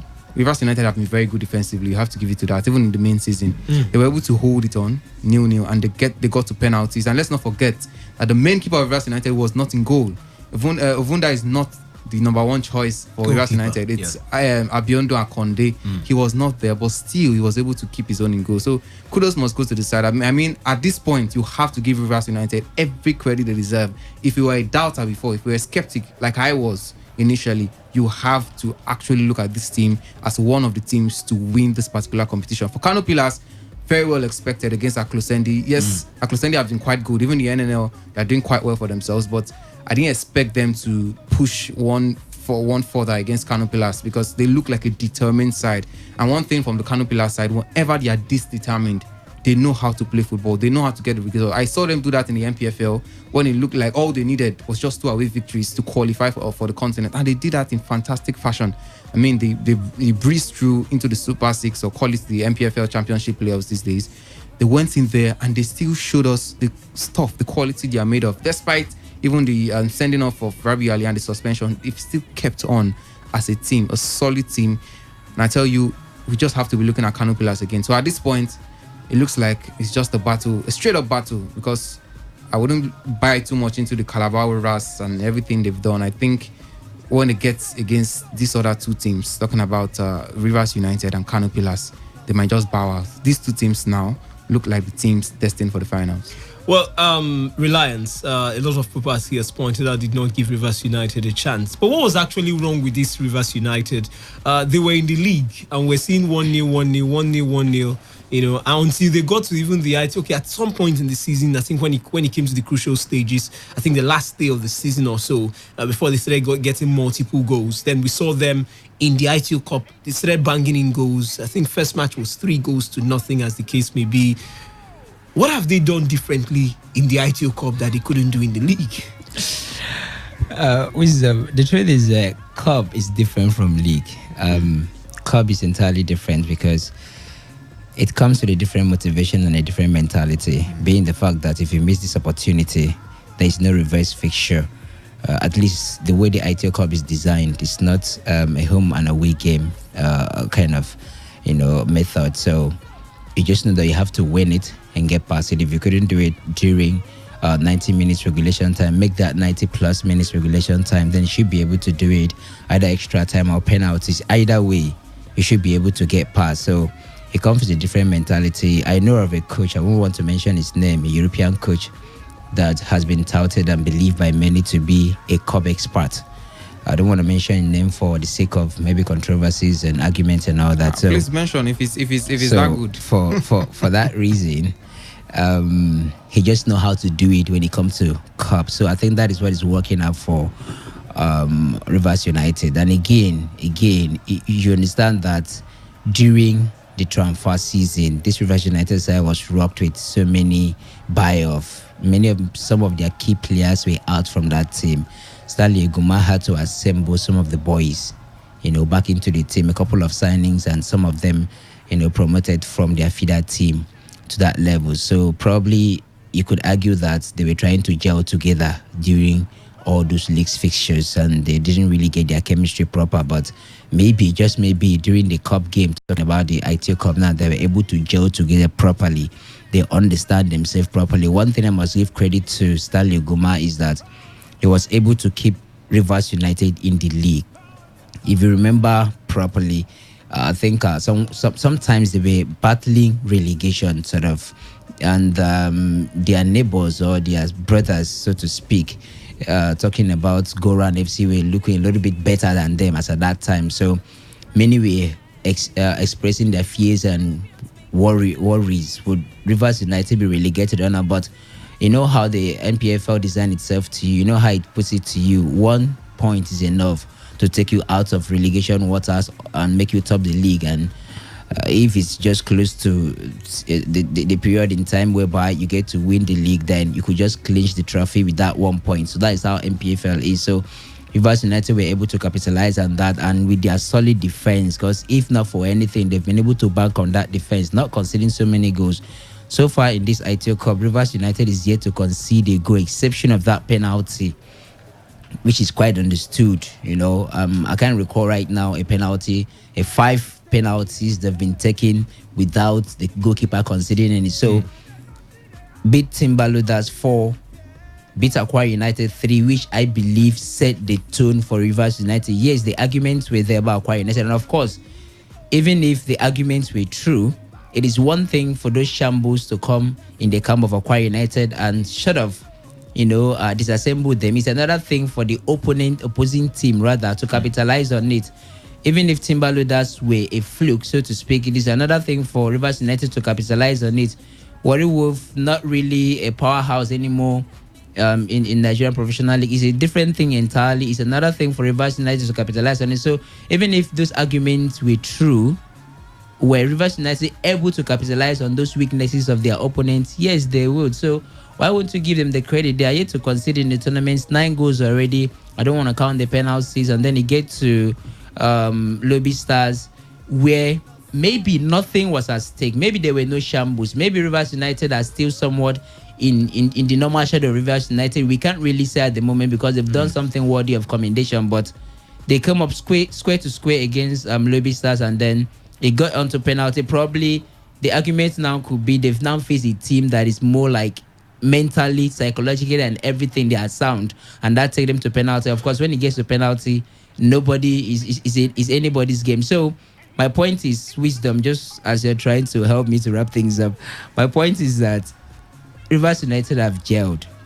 You understand? They've been able to gather themselves, get their chemistry right. Are they favorites now for the season? At this moment, yes. The only team yet to concede a goal. They are favorites, yes. Okay. They are strong favorites for the tournament. I may not outrightly say that they're going to win the trophy because... But that's what it means. They are favorites. It doesn't necessarily mean that they are going to win the trophy. Their favorite means there's another favorite somewhere. There's another contender for the trophy, which at this point, if I'm allowed to say it, it has to be Kano Pillars. Now, But if you have to pick one team, I didn't say you should analyze it into No, different teams. Wisdom. At this moment, one team you feel will win the ITO Cup this season. I'm also going to get to Chidubem, so it's not. I know. Which one team do you feel will win the ITO Cup this season? Wisdom. At this moment, we are just getting to semi-finals, so that means we still have how many teams? Four about teams. Four it's teams. Simple. It's about 4 teams. Now. I would have loved to do this when we are sure of the finalists, really, but you're putting me on the stake or at the stake right now. Well, if there's a team I feel should be able to win, it should be Kano Pillars. It should be Kano Pillars. Yes. Chidubem, pick one team. I'm not saying. I know there are other favorites according to him. They're just the favorites. One team you feel will win this ITO Cup. It has to be Kano Pillars. They've been very, very convincing and they look determined. And Rivers United are equally as determined as Kano Pillars, but the difference now is in the quality of players. Yes, Rivers United have got the players. Osi Martins has been quite decent, but Stanley Guma has rejigged that team, and it's a good thing to see. A lot of people have been doubting the quality of the man as a coach, but I mean, when you have to shake up a team over games and the team still tries to bring up those good results, then there should be something in the manager. There should be something the manager is doing right, because not everybody can do that. So kudos must go to him on that part. But I think when they get against Kano Pillars, Kano Pillars clearly have the quality against them, and they have it at the back of their mind that this might just be writing history. Winning it for the first time, there's no bigger motivation than that. So I think on that basis, they should be getting it. All right. The game between Mauritania and Angola is halftime now in that game. I tell you, still goalless right there. Both sides doing all they can to see if they can get it right this time. Mauritania lost the first game 4-1 against Mali. And of course, Angola played at a 1-0 draw with Tunisia in the very first game. So both teams would need everything they can get. But let me get to you, Reliance. Aqua United coach Rafael Everton has waved Nigeria goodbye after guiding the promise keepers to the Nigeria Professional Football League Championship playoffs. Everton revealed he was on his way out of Nigeria weeks after he had failed to help the 2017 ITO Cup champions either win their maiden domestic title or secure a continental spot during the MPFL Super 6. Quoting him now on Twitter, he said, "Thank you for everything, Lord Jesus. For the stage and season completed, Nigeria, thanks. I love this country. I think it will be. See you. God bless you all." He wrote on Facebook, actually. The Brazilian was appointed by the management of the club led by Paul Bassi to oversee the team after Abdul Meikaba chose to move to Plateau United at the end of the 2017-2018 season. He's 30 years, according to him, So, but Reliance... According to him, 9 age now. No. He's 30 years old. Is his age. Yes, official age. Okay, maybe that's the term. Official. Reliance... What's next? What's the next move for Aqua United at this point in time? Who's going to become the new coach? Wisdom.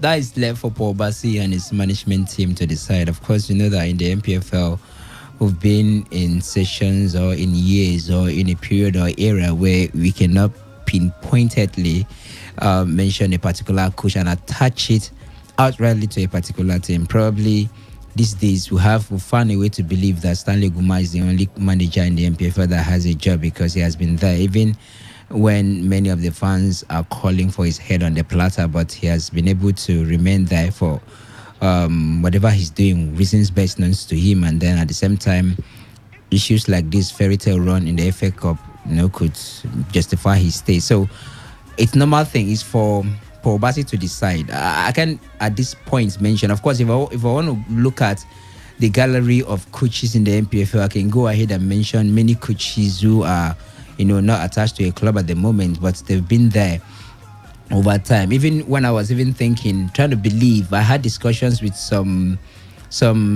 top men in the Aqua United management a while ago over the phone, and I was like, trying to encourage the possibility of keeping the man, at least he was given a 1-year contract, and I was looking at possibility of extension, although he sort of faltered at the championship, which is quite understood because, trust me, in the NBA, regular season is different from when you play at the playoffs, and that's what manifested against Aqua United. That's in basketball. Yeah, that's what I'm saying. In the NBA, regular season is totally different, and you come back to the league, you saw Aqua United that had a fairy tale run, and they were heavy favorites by so many. But unfortunately for them, they had to, show off shambolically the way they did, becoming dress specialists and all that. No credit or no thanks to anybody, whatever the reason was. So for Aqua United at the moment, there are many coaches. Now, Elder Paul Bassi, let me call his name rightly, probably is listening to me right now, so that I've given him all the accolade he desires or he deserves. So I think he is trying to set a policy for Aqua United, not going for a coach that is anywhere associated with national duty. So that is why he didn't go for some of the coaches that were outlined. He chose Ravel Efferton because as at that time, I think he had his stints with Warriors at that time. He didn't even coach any game or some Abia Warriors, yeah, some stories like that. So he chose to go for him because at the moment he understood that he's not going to get any attachment, at least within that period, with national duty. We know what national duty can do to a team. Even the what's his name now, Abdul Maikaba and Plateau United, we know how far they fare, with that destruction and all that. So with that policy, then you could rule out all Nigerian coaches who are handling national team assignments, and then you now go back to others. There are many coaches. Kennedy Boboye is not attached to any club at the moment. He left Remo Stars. So there are many coaches he can call on, he can look at, but with that policy, you can as well pinpoint any direction he will be going at the moment. All right, Chidubem, of course, let me just read it out for listeners. Mfonudo and Nasarawa United forward, Mfonudo and Nasarawa United forward Ibrahim Sanusi have officially been rewarded with the Unicel Boot Award and a check of 2 million naira each for emerging joint highest goal scorers in the 2019 Nigeria Professional Football League season. Udo and Sanusi netted 10 goals each for their respective clubs and were honored at the colorful award ceremony held in Lagos on Friday night. Now, sponsors of the award, Unicel, value each goal at a whopping 200,000 naira, while the player with the highest number of goals at the end of a particular season claims the top prize. It's the first time the two players have emerged winners of the award in the same season. The award was instituted by the energy firm last season, with former Kanupila striker Junior Lokosa winning the award and a cash prize of 3.8 million naira after scoring 19 goals for his side. With the award, with the 2019 award, Fondo becomes the first player in the history of MPFL to win the league top scorer award twice. He also set a record for the highest number of goals scored in a football season with 23 goals while playing for Eyimba in the 2013-2014 MPFL season. Now, Chidubem, my question is, of course, good one for Mfonudo, good one for Mohamed Sanusi. Of course, I mean, winning the top scorer in the MPFL is no mean feat. But we see these players coming year in, year out, and they don't get to feature for the Super Eagles, not even once, as the case may be. Now we've seen Mfonudo and Mohamed Sanusi at this point in time, even before the season, in other climes, in other leagues in the world, in other countries, at least before the season ends, one or two of these players must have had a short stint with the national team, as the case may be. Where are we getting it wrong? I mean, as the MPFL as far as the MPFL is concerned. First, when you were reading it, I had to laugh at the point you said a whooping 200,000 naira for a goal. Well, I don't know if that is whooping, considering how much footballers get these days. 200,000 naira is quite chicken change for footballers these days, because footballers should have gone past that level. It's quite good for Unicel, but I think it can get better. But that, by the way, I think for the players now, I think a number of them have been invited, to be fair to the coaches and all that. Junior Lokosa had his stint at some point. He was invited. Maybe he didn't please the coach enough. Mfonudo himself was part of the game against Atletico also. I think he was part of that game. The under 23. Yeah, the under 20. No. I think the friendly match.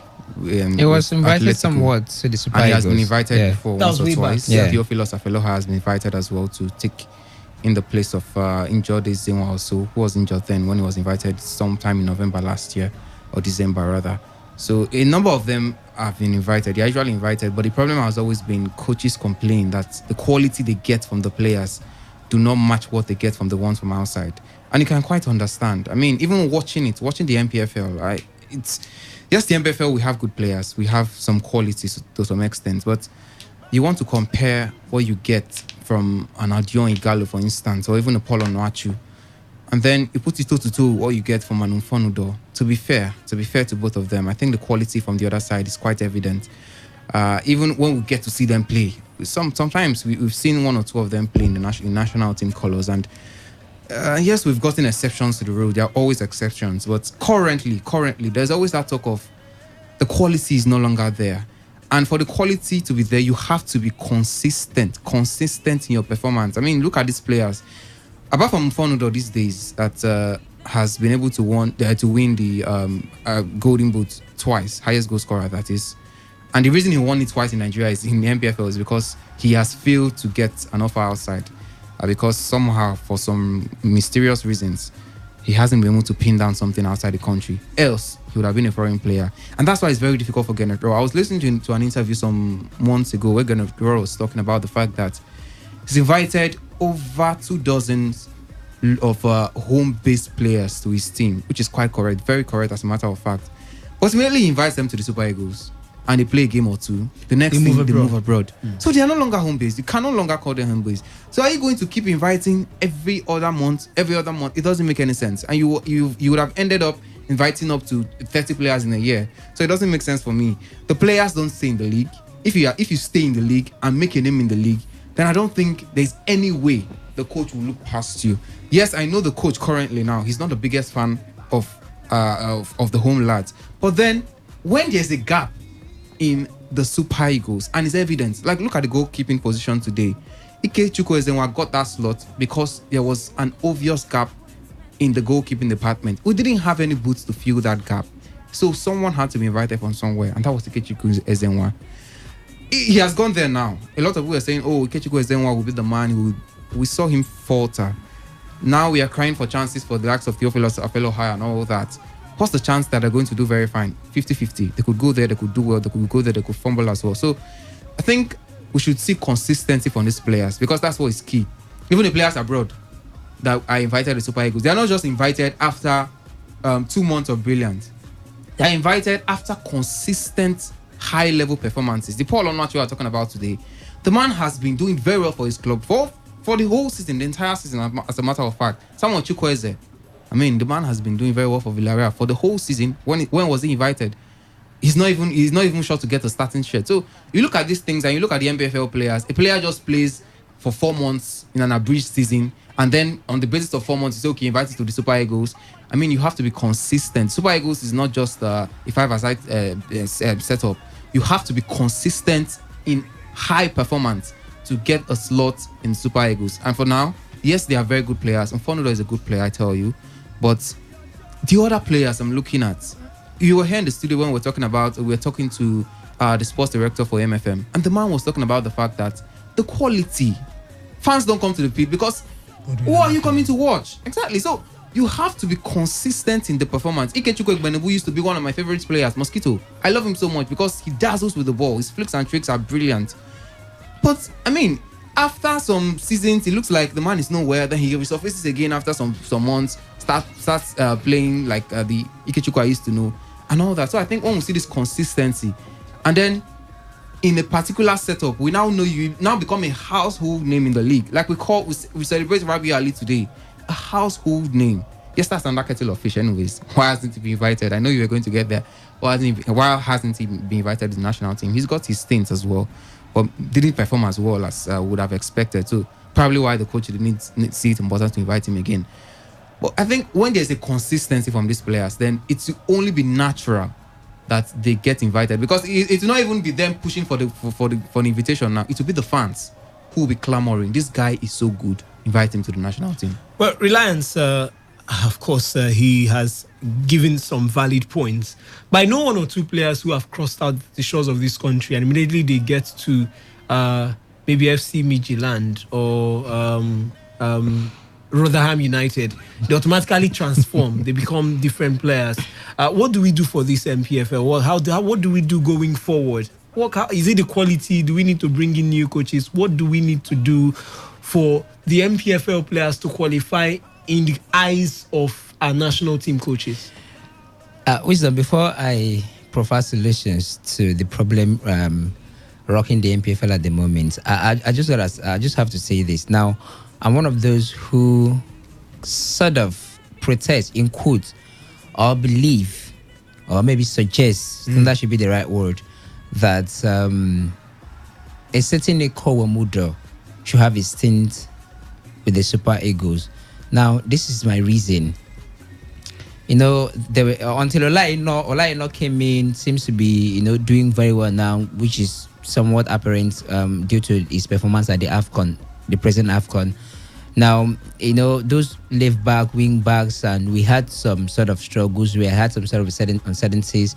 There are others who also believe Theophilus Afelo-High should come in. Reason being that even the Francis Uzoho that was invited, a foreign-based player, had his stint as well at the National Cup, at the World Cup, but at the moment he has even been dropped on the ranking to number 3. So probably couple of 1 or 2 players, but in summation wisdom, the MPFL is not good enough to provide players that can feature in the Super Eagles. That's the outright truth.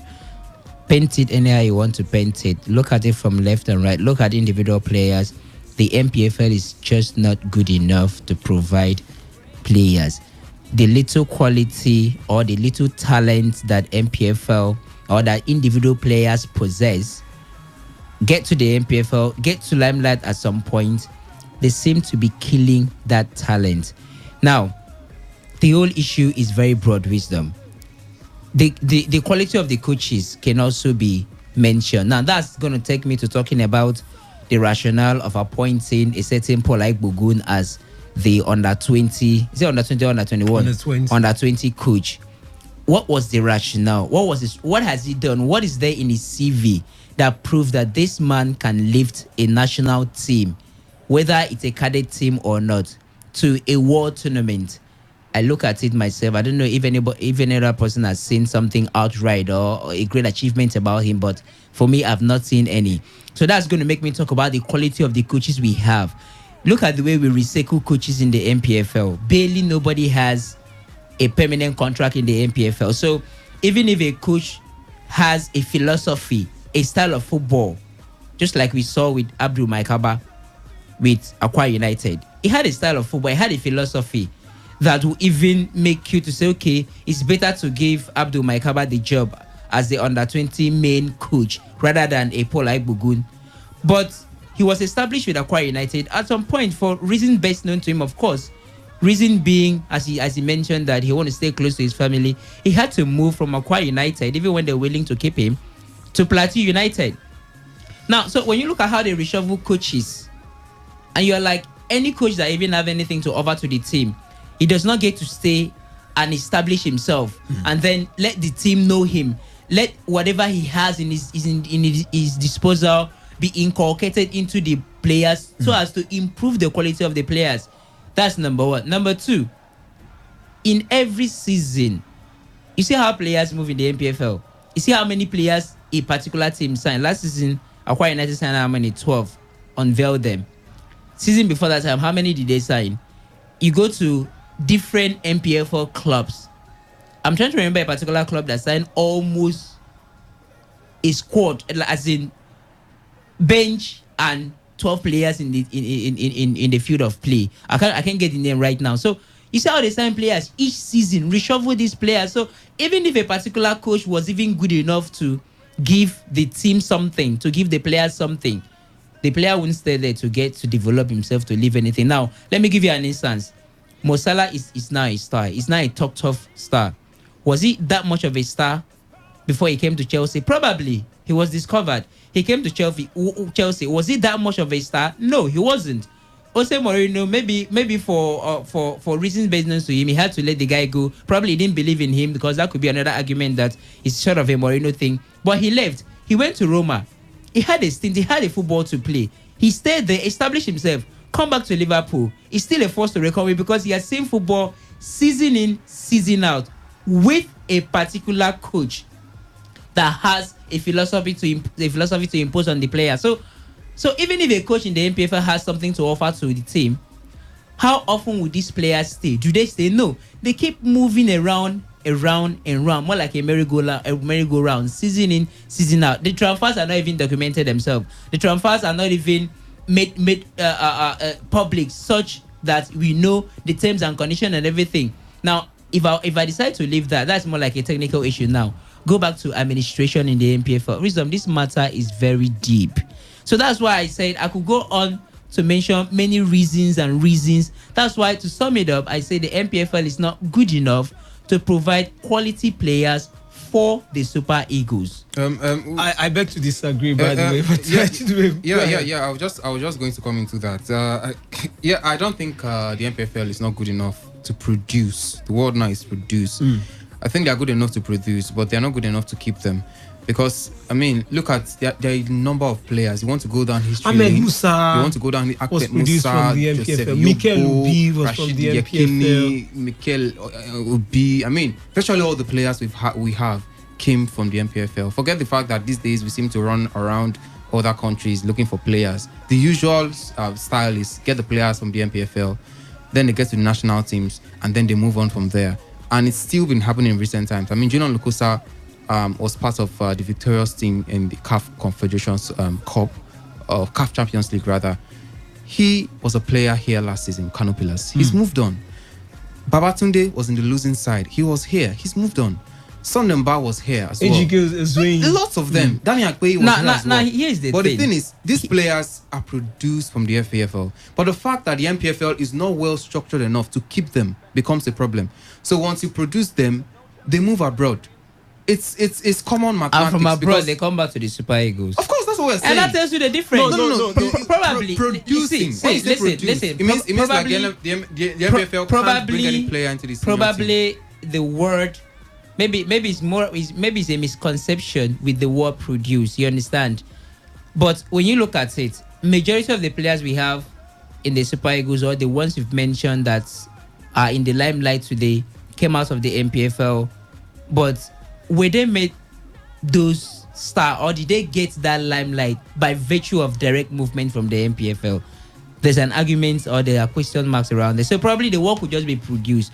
But as it is at the moment, Wisdom, I'm still not going back on my word. The truth is, the problem in the MPFL is too much. I don't know how it's going to be sorted out, because season in, season out, even when we believe that we are going ahead, we are making one step further, one thing or the other, either administrative tussle or seems to bring us 5 steps backward. Well, the arguments would continue, I tell you. 0817 0000951 0810 9510951. Of course, let's get your own take on the issues we've talked about. We've talked about the ITO Cup. Rivers United, against all odds, against some people thinking they were not going to beat Lobby Stars. They were able to beat Lobby Stars, of course, via penalties, and have made it to the semi-finals. The likes of Kano Pillars also there. 0817 0000951 0810 9510951. Good evening, welcome to the Sports Live.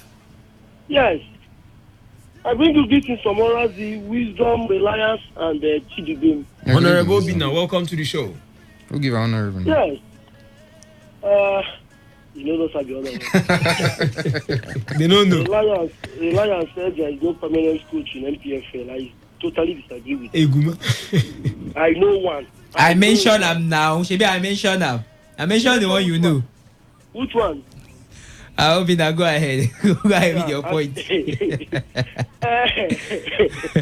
Okay, now let me start with Aqua United. Their coach, Rafael Everton, has left here. Yes. With his player, Barrico Silva. He said? He left with the guy, the foreign player too. He came with Barrico da Silva.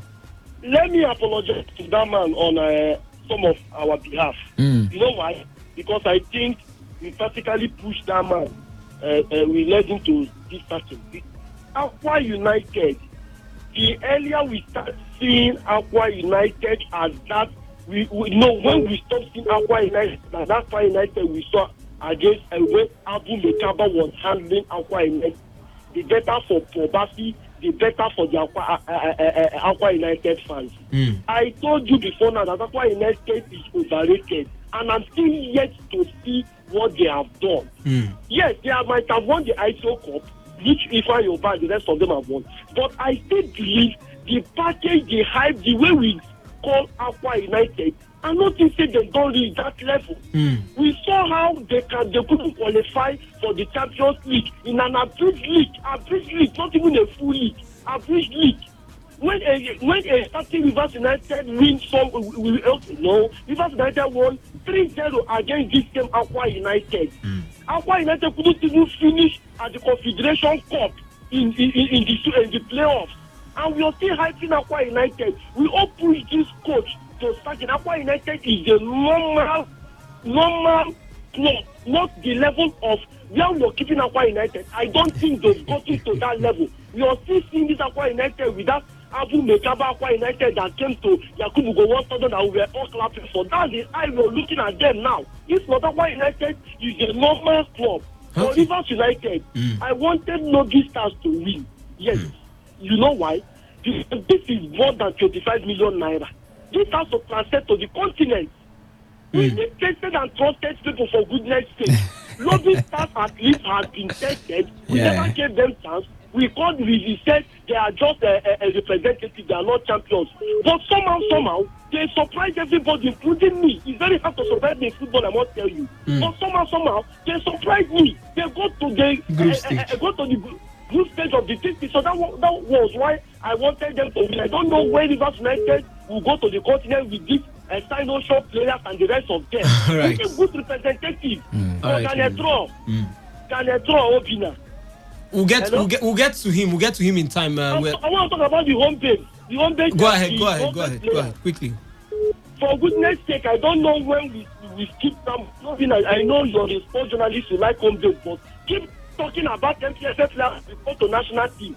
Our highest goal scorer failed trials in Division 2, China. But he also won the Champions League. In China. He also won the Champions League here in Africa. With how many appearances? How many appearances?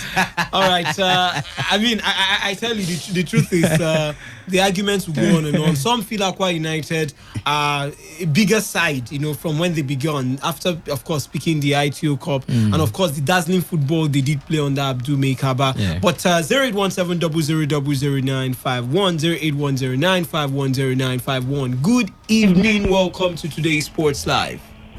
Yeah, good evening, Obin. Good evening. My guy. Arsenal consultant. Arsenal consultant, welcome to the show. Yeah, first of all, I want to counter Obin. Wait. Just make your point. It might be different, but just go ahead. Right. No problem about that. No problem. And then concerning, NPFL players being qualified to play in Super Eagles. I said, if you ask me, we still have players. We still have players that can make up Super Eagles. It is only that the coaches are just scared of losing. When we have just a coach and then give him a target, he would not like to be gambling with the team. He will just go for so many. We'll get there. We'll get there in time. Just keep listening. We'll get to the Super Eagles shortly. Thank you so much. Good evening. Welcome to the Sports Live. Good evening. How are you? I'm fine, Honorable Stella West. Welcome to the show. Oh, put right honorable.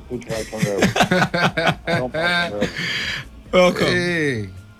You see, the problem is from the club management. You want the best from the coach. What about sending some of their coach to further training? Okay. There are a lot of courses that coach will attend. And when he comes back, he imparts that thing he learned to the players. And that is how new upcoming players, gain experience from the coach. Okay. Some of our players, they don't know how to trap ball. They don't know how to trap ball, and that is what you learn from even academy level. Okay. So for you to blend a better team, trapping of ball, know when to square passes, know when to use a kind of set pieces. Some of our coaches, they don't have that idea to teach, to impart it to the players. So I think the problem is from the coaches and the management of the club. Okay. If the coach refuses to, train himself, the club that won the best when the league is off, send them for training to London or under Spain. Let them go and learn some of the readings, practice. So that when they come back, they pass it to the players. And they see our league. You don't expect much from the coaches when they don't have what to give. Okay. All right, Selawes, thank you so much. Good solution there, I tell you. Valid point. Sometimes you might just need, although the merry-go-round in the MPFL... We've got some very good coaches. To be fair to some of the coaches, we've got some very good ones. Paul Aigo Bugun, for all the criticisms we've got, is one of the most certified coaches we have in this part of the world. He has the UEFA CAF A license. Good evening, welcome to the Sports Live. Yeah, good evening, gentlemen at the studio. Good evening. You're the man we are calling us. Civilian General is calling from LLM. All right, Civilian General, welcome to the show. Thank you very much. And let me begin from the Aqua United. Okay. Nobody, they are not overhyped in any way. Rather, we have not seen even the best of that very team because of the type of league we have. It's one thing that I love watching. Each time they play, you see quality. You see everything put into their game. This is not looking at teams is not by the number of matches they win, but the quality they possess each time they are in the field of play. So I want to disagree with Obina Professor and that Aqua United, they are not overhyped in any way, but rather they have a quality team. And if we are to play normal league of 1 year, you see that the quality in them, the best in them will be seen.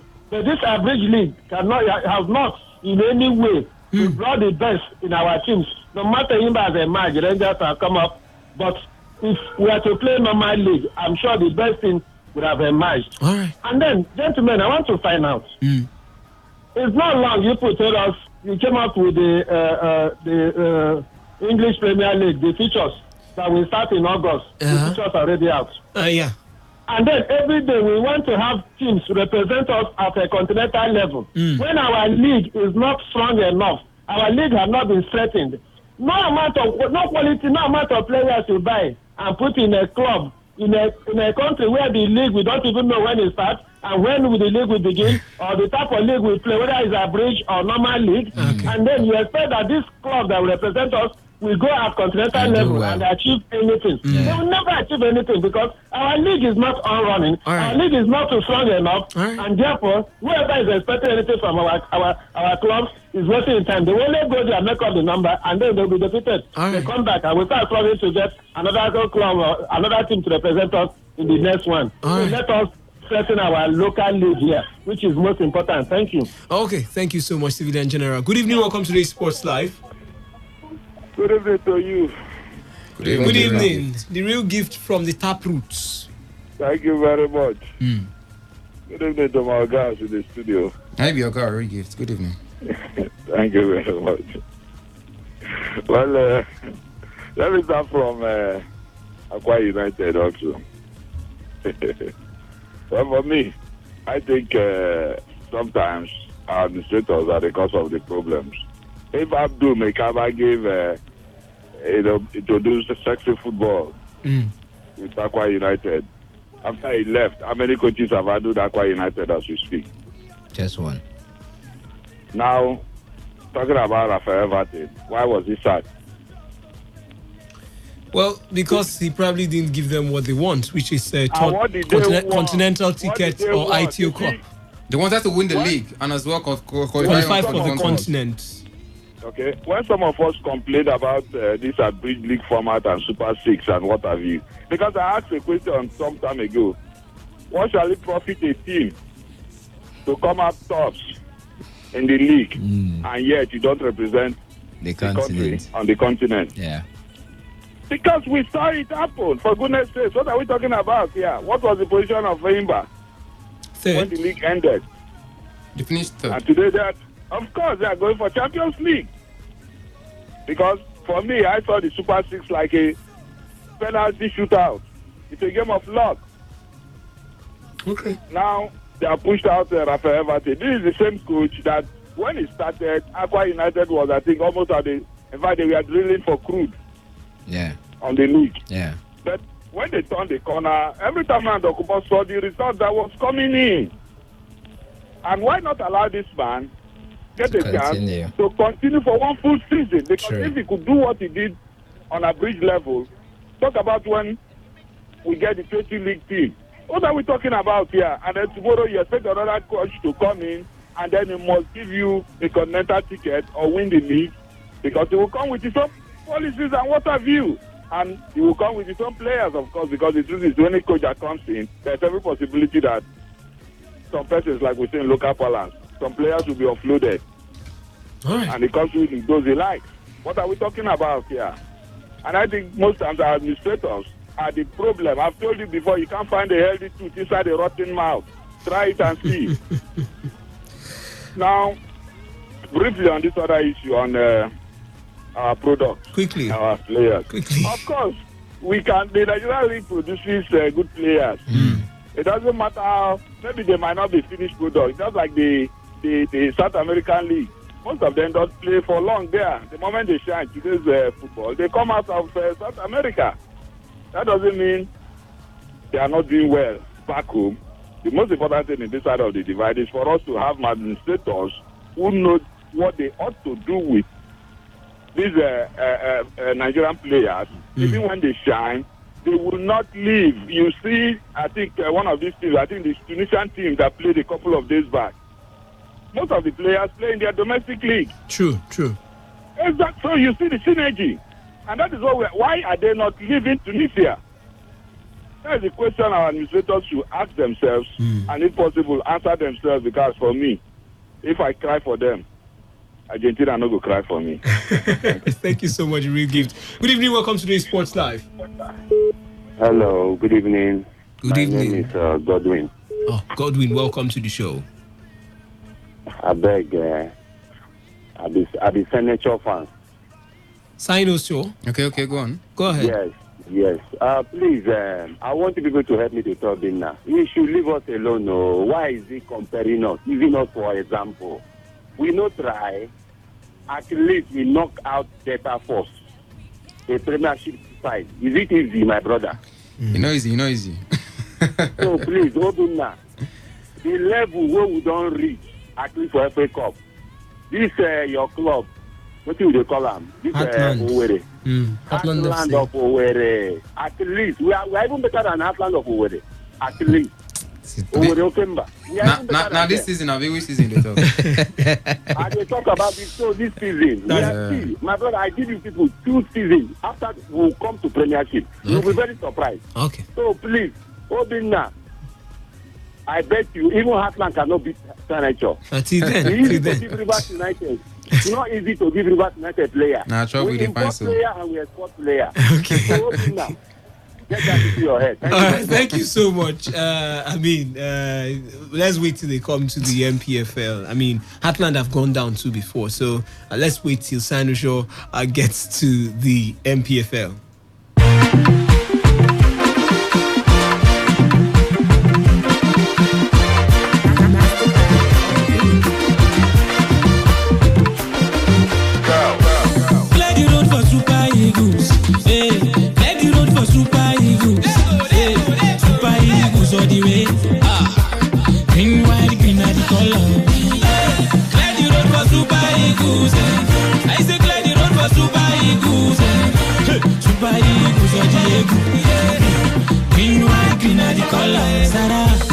Anybody will we cash for road, Sarah.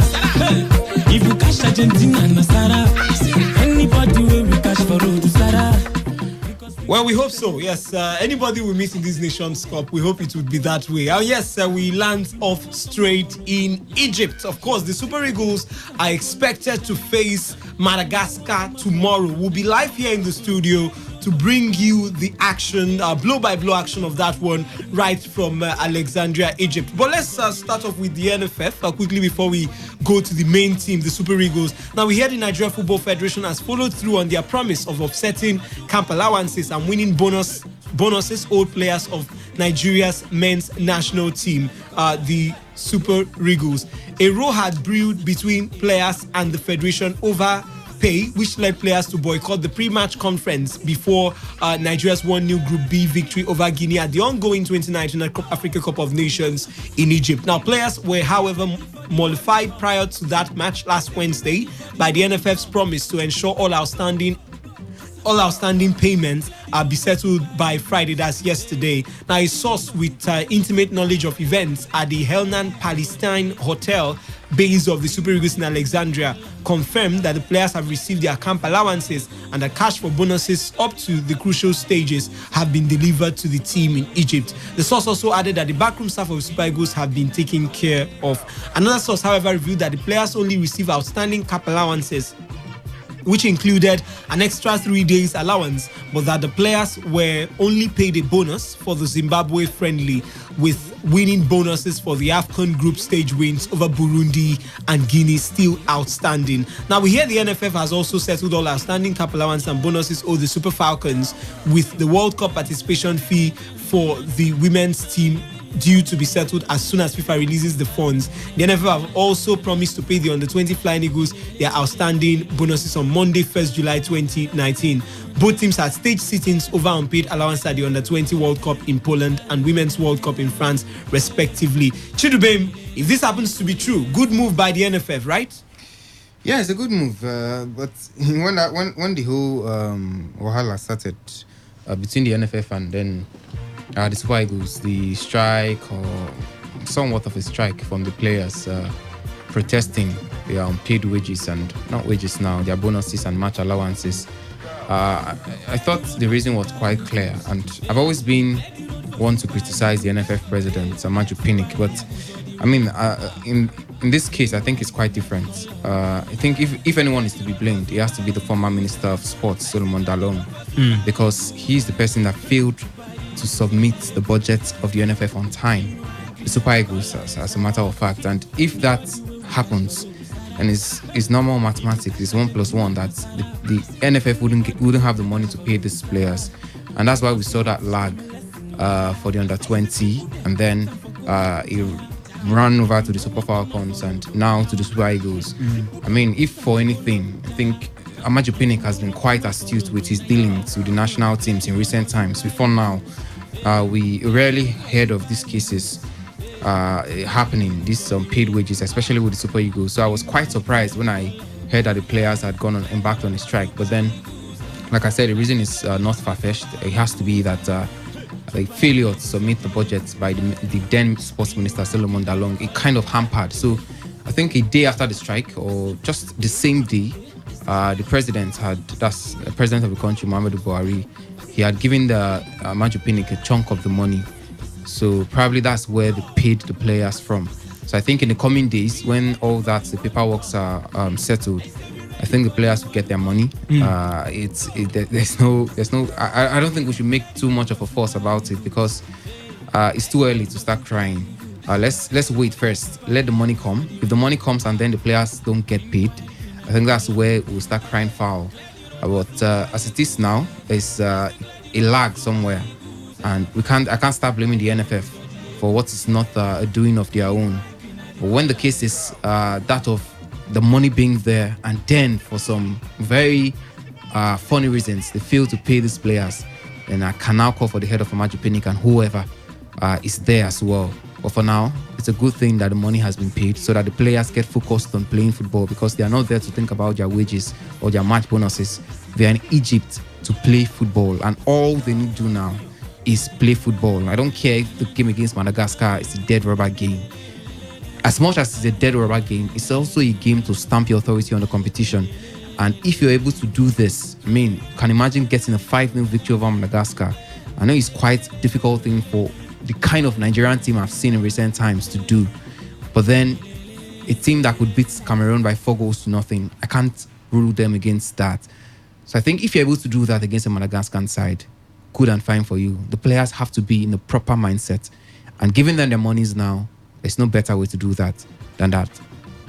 All right, Reliance, let me get to you. Must we always get to this point before we get to pay players? Let them do sit-in, sit-out. We are not playing. We are doing strike. We are lying in front of the government house before we get to pay players. Must these issues always arrive? Because, of course, according to Genotro, did the players display that Super Eagles display some level of maturity to actually prosecute that game against Guinea? Must you always get to this point? Wisdom, like I always say, sport is a little sphere or is a subset of a universal set. And the universal set at this point is the whole country. Mathematician, tell us the superset of the subset and the candidate key. Go ahead.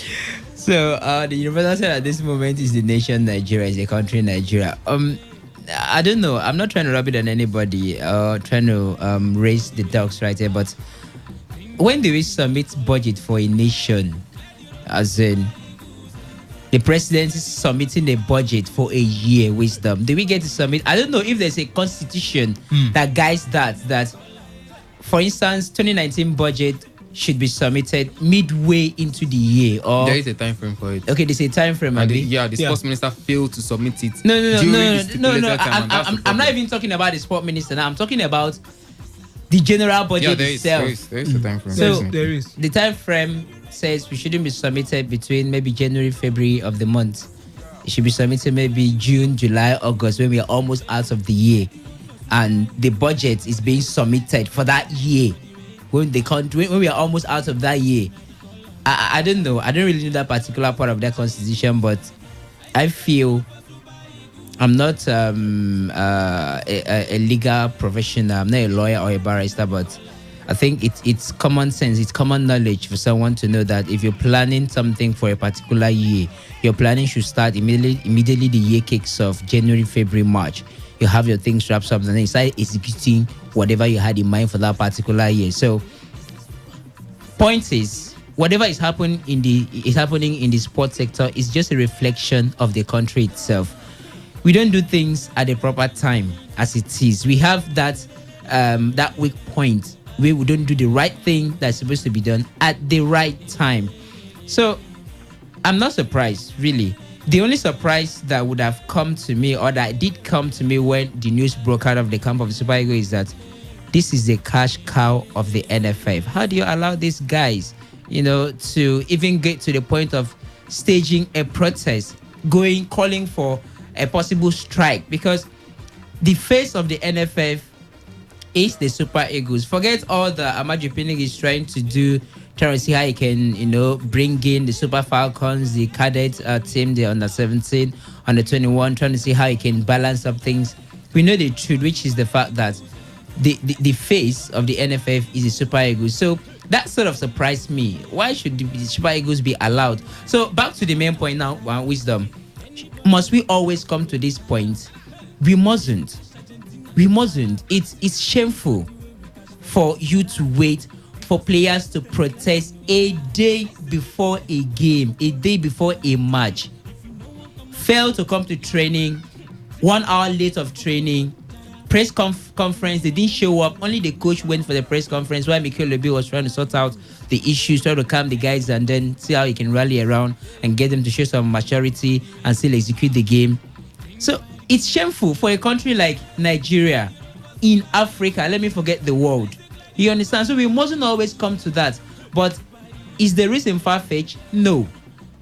Reason being, what we've been seeing in the country for the past couple of years, it has continued. There's not been any change. We have an NFF system that seems to be upgrading. Even when Amaju Pinnick came on board, he came in with promises, and it was like there was going to be some differences. Many believed, in fact, he was able to win the hearts of so many Nigerians, so that even when the tussle was ongoing between him and, what's his name now? Giwa. Many believed that Giwa was the black sheep, that he should allow Amaju Pinnick to run. But at some point, it looked like there was a twist to the plot, whereby many who supported Amaju Pinnick deviated drastically. So it is not far-fetched. It is what we have in the country. You cannot climb a tree and treat the branch of the tree without looking at what is in the root. You need to wrap yourself around the root, try to treat the problem from the root, and then the branches will probably be fine later on. So it is not far-fetched. We mustn't always come to that level, but the reason why we always see ourselves in this situation is not far-fetched. It's a reflection of what we have in the country. Until the root is treated, it is very likely that the branch will keep suffering. And Wisdom, I'm quite surprised that when these things are talked about, very few people talk about the fact that Solomon Dalong is the main person in this issue. And it's for me, it's quite a shame that we'll have to have this kind of tussles in Nigeria.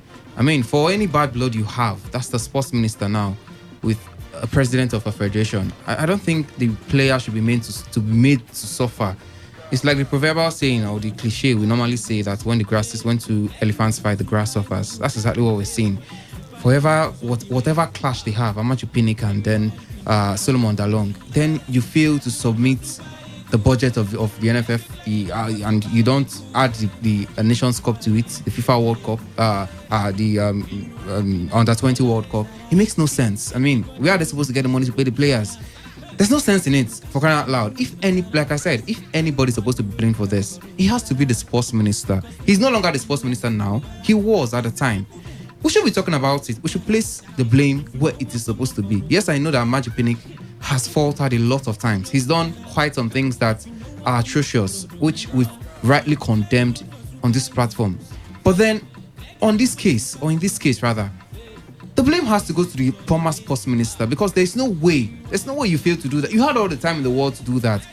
I mean, your problem, your issue with another person shouldn't be, you shouldn't put the stake or the position of the players, I mean, their fortunes on the platter of the enmity you have, or purported enmity you have with anybody. So for me, I think it's quite shameful that we have to, delve to this level. It's quite shameful. Well, good news is the fact that that one would have been settled, and they won't be thinking about too many things involving cash when they face Madagascar tomorrow. But right in front of our screens, the games we are watching here live, Mauritania against Angola. Yes, it's still goalless in that one. And if it ends this way, it ultimately means that Angola would remain bottom of the log. Third on the log, while Mauritania will remain bottom of the log with 1 point if it ends this way, while Angola would be gaining 1 extra point to equal that of Tunisia. Of course, the leaders of the group are Mali, who have got 4 points from their first 2 matches. And from there, we move straight into the camp directly of the Eagles. Well, Super Eagles coach Genotro has confirmed that he will certainly make changes when his side face Madagascar in their final group match at the 2019 Africa Cup of Nations on Sunday evening. Raw may unleash the likes of Victor Osimhen and Henry Onyekuru after the 3-time African champions qualified for the round of 16 with a game to spare, and the German revealed that players are still battling for spots in the starting lineup. You can expect some changes. I can say yes, because I want to put everybody under pressure to be concerned by the matches. There is competition on each position now, even in the goalkeeper department, even in the central defense, even for the striker positions. And so we will see in the last training tonight which changes we can do. You saw that already between the 2 first matches we had 5 changes, and it's possible there will be another changes in the match for tomorrow. Well, the coach, the German tactician that is Genotro, also spoke on the injury involving Jamiu Collins and Shehu Abdullahi. They are on the good way now. They're making special training sessions with the physical coach and physio, even this morning, and I hope that they will be available for the next game, not for this one. This one is too short. We don't want to take any risk. We have 21 players. We have enough players. It is true that it's 2 fullbacks. So, but Avasien and Ola Aina did very well the job. We didn't concede any goal, so there's no reason to take a risk bringing them in already tomorrow.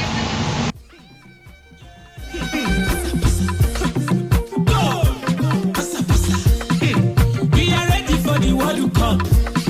I say we're ready for the World Cup. Well, also speaking this time on a different issue, Ahmed Musa, that's the vice captain of the Super Eagles, Ahmed Musa, he spoke on the issues in his term that are plaguing African teams. Let's take a listen to him. Yeah, I think it's not only in Nigeria. All Africans will have the same issue each time we have tournaments. So I think the government have to think about all this. It's not always we keep on embarrassing our own country in any tournament. So it's not only Nigeria. So I think it's all over Africa. So we have to look into this. Anytime we go to tournament, we see some teams saying that they are not coming or because of money.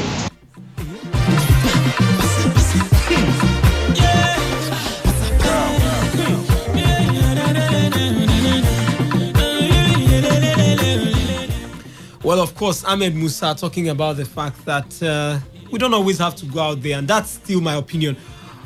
Wow. And Angola have broken the deadlock. 90th minute. Oh, he's waved off offside there, right there. That would have just been complete heartbreak for Mauritania. Strike in. Clearly offside. It was offside, I tell you. Million and 1 mile offside. Geraldo, right there. He just thought he would have become the messiah for the Angolan team. The chances have been coming. This game, I don't know how to describe it. It's been end-to-end stuff. I tell you, both teams have had the chances to get the goals. Quite terrible finishing from both sides. It just leaves you hacking up phlegm when you watch the sides. It's terrible finishing from both sides.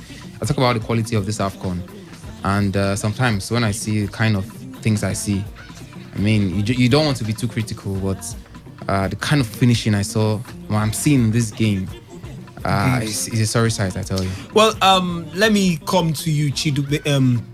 Reliance. We've talked about we had Genotro live here on the show as much as Ahmed Musa. Ahmed Musa was talking about the issues plaguing Nigeria in terms of the funds and all that. But let's start off with the game tomorrow. Nigeria square up against Madagascar, and the coach wants to make changes. A good move, right? Yeah, he should. I know there are many who criticize Genotro for not having a first 11. Many would say a man who doesn't even know his first 11. But the question is, at this point, do we have a team that's ripe enough for a first 11? Probably we do, probably we do not. But we have so many talents in that team, Wisdom, young players in that team, and it would be unfair at this level if they're not given a fair chance. Super Eagles have sealed qualification to the round of 16 of this particular tournament. Brilliantly done. And then you look at the team we have, you look at technicality. I know that Genaro must have tinkered with this team during training. Even those who question his use of Daniel Agbaye at the goal, instead of a certain, what's his name now? Ikechukwu Ezenwa. Probably he watched them at the training pitch, so you understand better. And then Ikechukwu Ezenwa nursing injury before coming to the AFCON and all that did play a part and all that stuff. So he must have tinkered the team during training, trying some pairings up front at the same time at the defense line. We saw him use Elion Balogum and Ekene Omero in the last game. Many didn't see that one coming, but he worked out. Kennedy Omero seemed to be in the form of his life at the moment, and the pairing with Leon Balogun didn't falter. He worked out. So this is another opportunity for a more outright tinkering, if I'm allowed to use that word, or if that's the right word I'm supposed to use. You've seen qualification, and then it's time to try the team. The talent we have in that team, especially at the forward department, we have so many wingers in that particular team. Moses Simon, Samuel Chukwueze, Ahmed Musa, even Henry Onyekuru can come from the wing at the same time, although he's an outright striker. So, and then you look at Epo Onuachu, who got a stint in his first game and was eventually substituted, for Odion Igalo. So when you look at that team now, there is not much of midfielders. Now, many question Genaro for using Samuel Chukwueze out of place in the last game. what's his name? Alex Iwobi was taken off. Samuel Chukwueze was brought in, like for like substitution in terms of position, not in terms of what they play individually. But he brought in to play that same play. There are many questions that we don't have too much midfielders in that team, and that is why when the preliminary 25-man list was revealed to us by General, we knew that the midfielders were not going to be touched. None of them, because we don't have too much midfielders. We had hopes in Alex Iwobi, and he did deliver. Now he was wearing out in that match. He was burning out. Same with Ahmed Musa and the rest. So General make a somewhat strange substitution, bring somebody to play at the same position, and many question him. The man is trying to get himself around the team. Now, I keep saying it. Sometimes a particular team could be touted to be that good based on the opponent you play. And that's the same thing I said when the under-20 played their first game against Qatar. Many were like, they played so outrightly well, they did very good and all that. I was like, this team is yet to face a team that is highly tactical. And that is always my problem. You get to face a team that is not at your level in terms of football.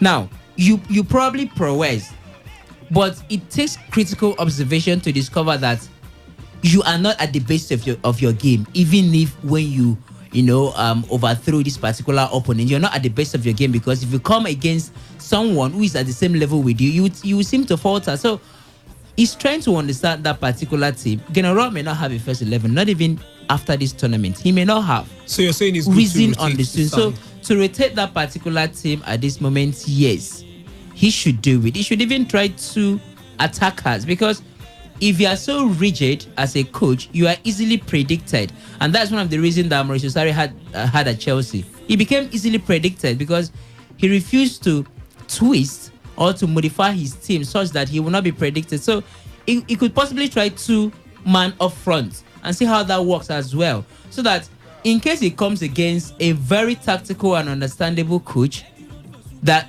may predict him, then he will get to bring in something totally different that the opposing team or the opponent now will seem to get confused. So it's okay for him to tinker with the team if he wants to do that against Madagascar. All right, Chidubem, so far 17 players. That's, of course, Reliance, right? They're talking about the fact that he's okay with rotating it. But so far, 17 players out of the 23 that were taken to the AFCON have played, and he still wants to rotate again. Is this not a pointer that Genotro doesn't know his team? Wisdom, there's a thin line between confusion and tinkering. Yes, some players are known, very popular for giving smaller, so to speak, smaller talents opportunities. As Wenger is one of those coaches, very prominent for doing that. You can add maybe Jurgen Klopp to that list as well, and one or two other coaches in recent times. But then there's a very thin line, like I said, between confusion and doing that, giving players a chance. You can't have handled a team for 3 years, and it's the AFCON proper. I'm not talking about a pre-tournament friendly or tournament somewhere to prepare yourself for the competition. The competition has started full time, and you don't know who to play.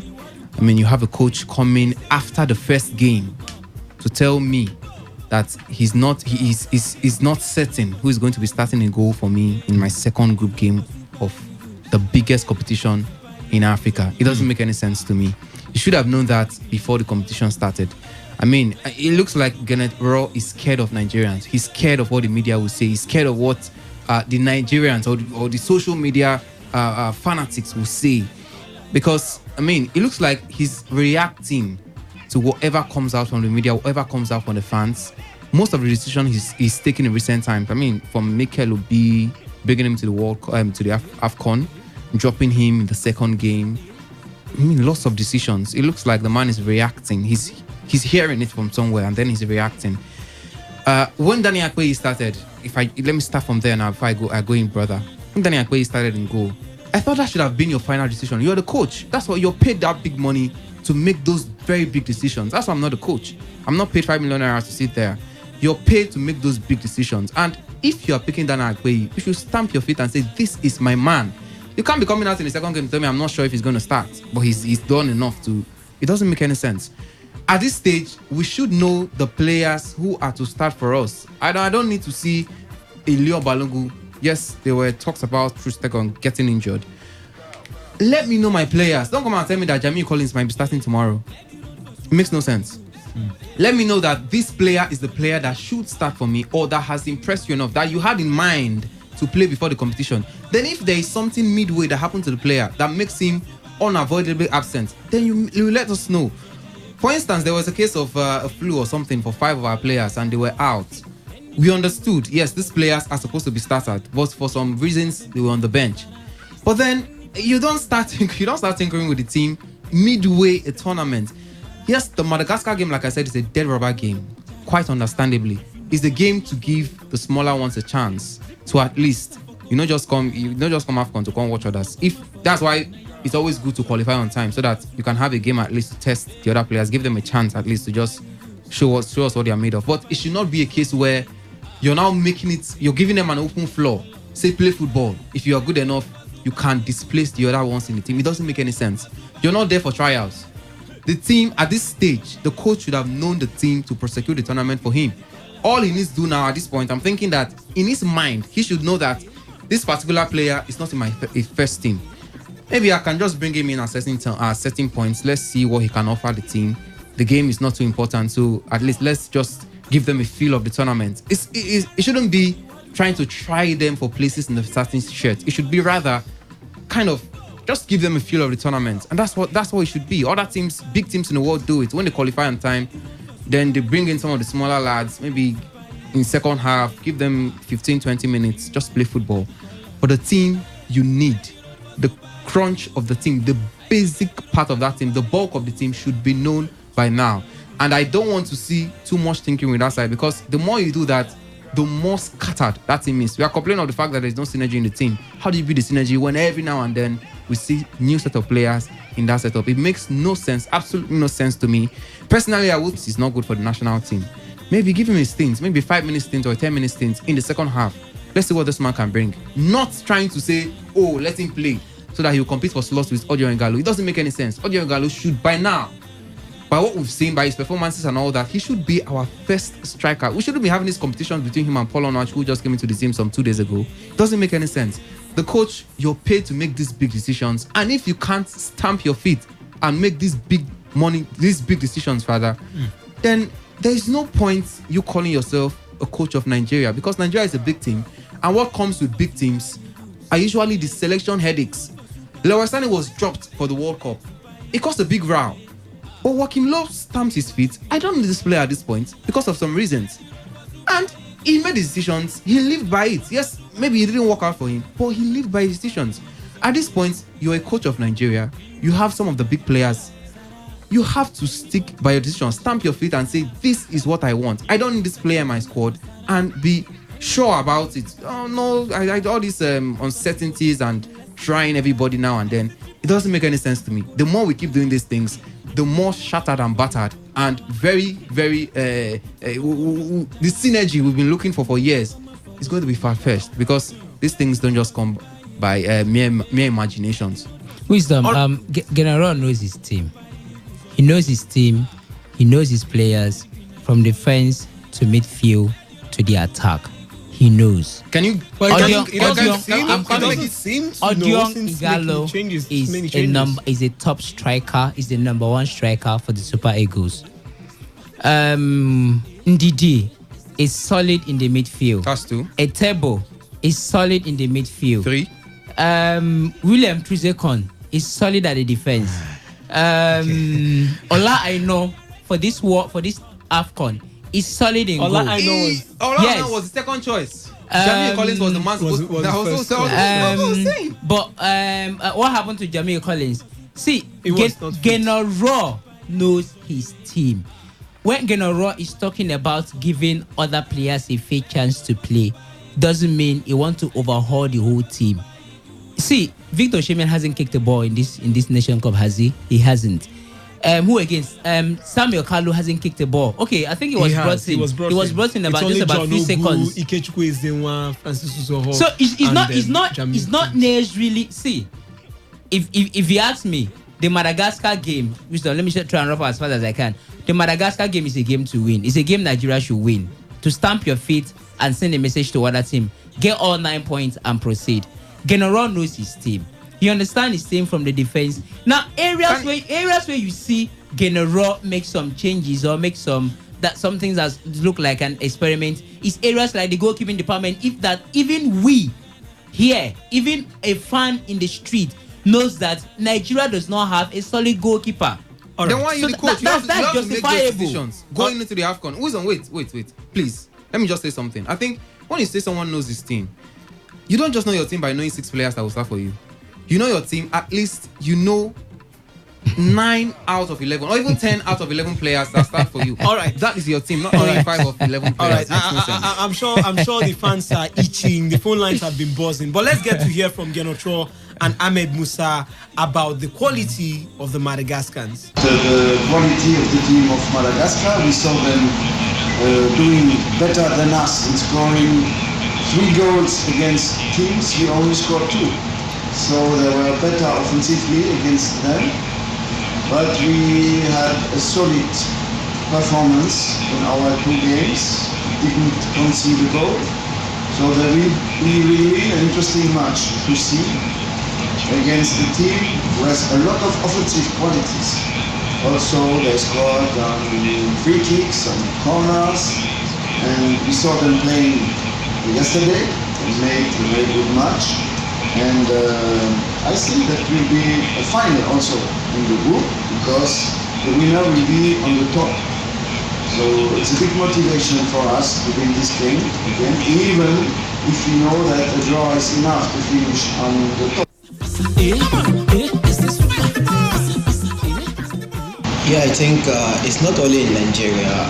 All Africans will have the same issue each time we have tournaments. So I think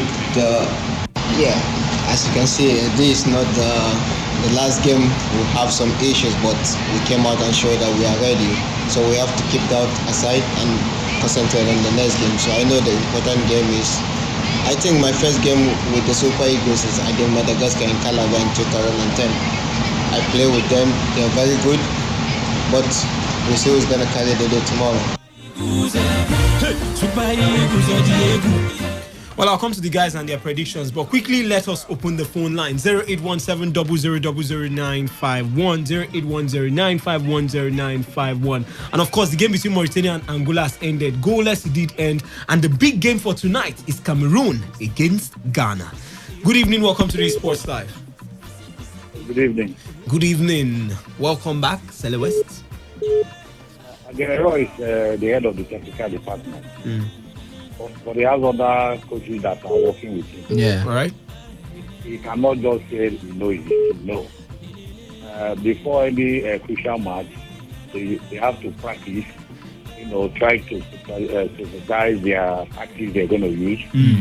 Anybody that performs very well in the training fit into that tactics. It should be picked.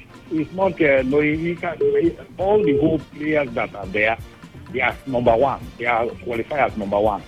Okay. From the striking force to the midfield to the defense. All of them are good. All right, Sele West. Thank you so much for your point.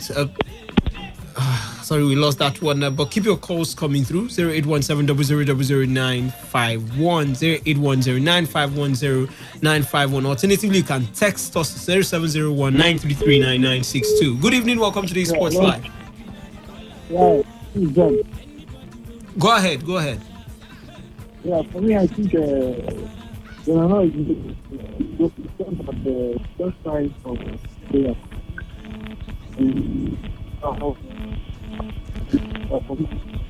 So sorry, James. We can barely hear you, but do try calling us back. I'm sure we would want to hear what you're saying on Genosh. Good evening, welcome to the Sports Live. Good evening. Good evening. Your name and where you're calling us from? It's Mr. Noye calling from Porokot. All right, Mr. Noye. Welcome to the show. This Nigeria's match, what time is it going to be? 5 p.m. Nigerian time. Today? No, tomorrow. Tomorrow, 5 p.m.? Yeah. Okay. All right, thank you. Good evening, welcome to the Sports Live. Sorry. 5 p.m. at Madagascar, Nigeria. But of course, the issues will continue. But let me get the versions of the guys in the studio before we return to the phone lines. We've heard Genotro talk about this issue, and of course, Ahmed Musa about the game that will be coming up tomorrow. I'll get your predictions, but let's return to the phone lines quickly. Good evening, welcome to the Sports Live. Good evening. Good evening, your name and where you're calling us from? Godwin coming from Port Harcourt. Godwin, welcome to the show. Yes, I don't know if you have another coach there in the studio. Jonathan has said he has 23 players and 2 are injured. He knows the one he will change. Coming to the date, he should know the team. He is no person who will play this and that. It has no meaning. Okay. It has no meaning. Allow him tomorrow. Okay. We will know who he will field and who will finish the job. All right. Thank you so much. Good evening. Welcome to the Sports Live. Yes, good evening, my brother. Obina, welcome back. Let me totally agree with you today and outrightly disagree with Alliance. This is a coach that told me 1 week to this tournament that I should suggest a goalkeeper for him. Obina, you played the interview now. Janetro 1 week to the tournament was asking Nigerians to suggest a goalkeeper for him. So they traveled to Egypt. He was practically asking us that if anybody knows a better goalkeeper. No, he was talking as a result of the people asking him that the goalkeepers he has. You know the questions about goalkeepers. So he was saying, if you have a better option, tell him. Said, if he really believes in the 3 goalkeepers that he wanted to take, why ask that question? He told us about Spain of Man City and Germany. The guy stuck to his gun and said, I'm not taking this player. If Ganetro is comfortable with the 3 goalkeepers, why would he be telling us to suggest a better goalkeeper for him? Like you say, this man has played 17 players. In case they don't know, apart from the 2 goalkeepers, he just has 4 players to play. And when you tell me about Reliance, and the rest of them, they were just experiments that just went right. We know that the other guy was the preferred left fullback. Collins. Everything that Electro did in that first match, 70% of it was just experiments that just went right. Like what brought Casillas to limelight, injury at Real Madrid Champions League. Experiments will work. Okay. This man don't know his team. Even tomorrow, he doesn't know. We know it. So that if that is the point, so that I don't have time. Okay. I have his interviews and everything. He doesn't know his team at all. All right. Small coach for big team. Small coach for big team. Maybe now I would have loved to ask you which other coaches, which list of coaches do you have that are good for the Super Eagles? If Kenotro is also a small coaching coach. If you ask him that question, that means you don't know your coach.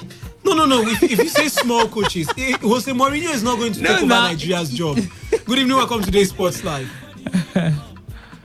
Hello. Yeah, good evening. Good evening. Your name and where you're calling us from? Ben from Amagwa. Ben, welcome to the show.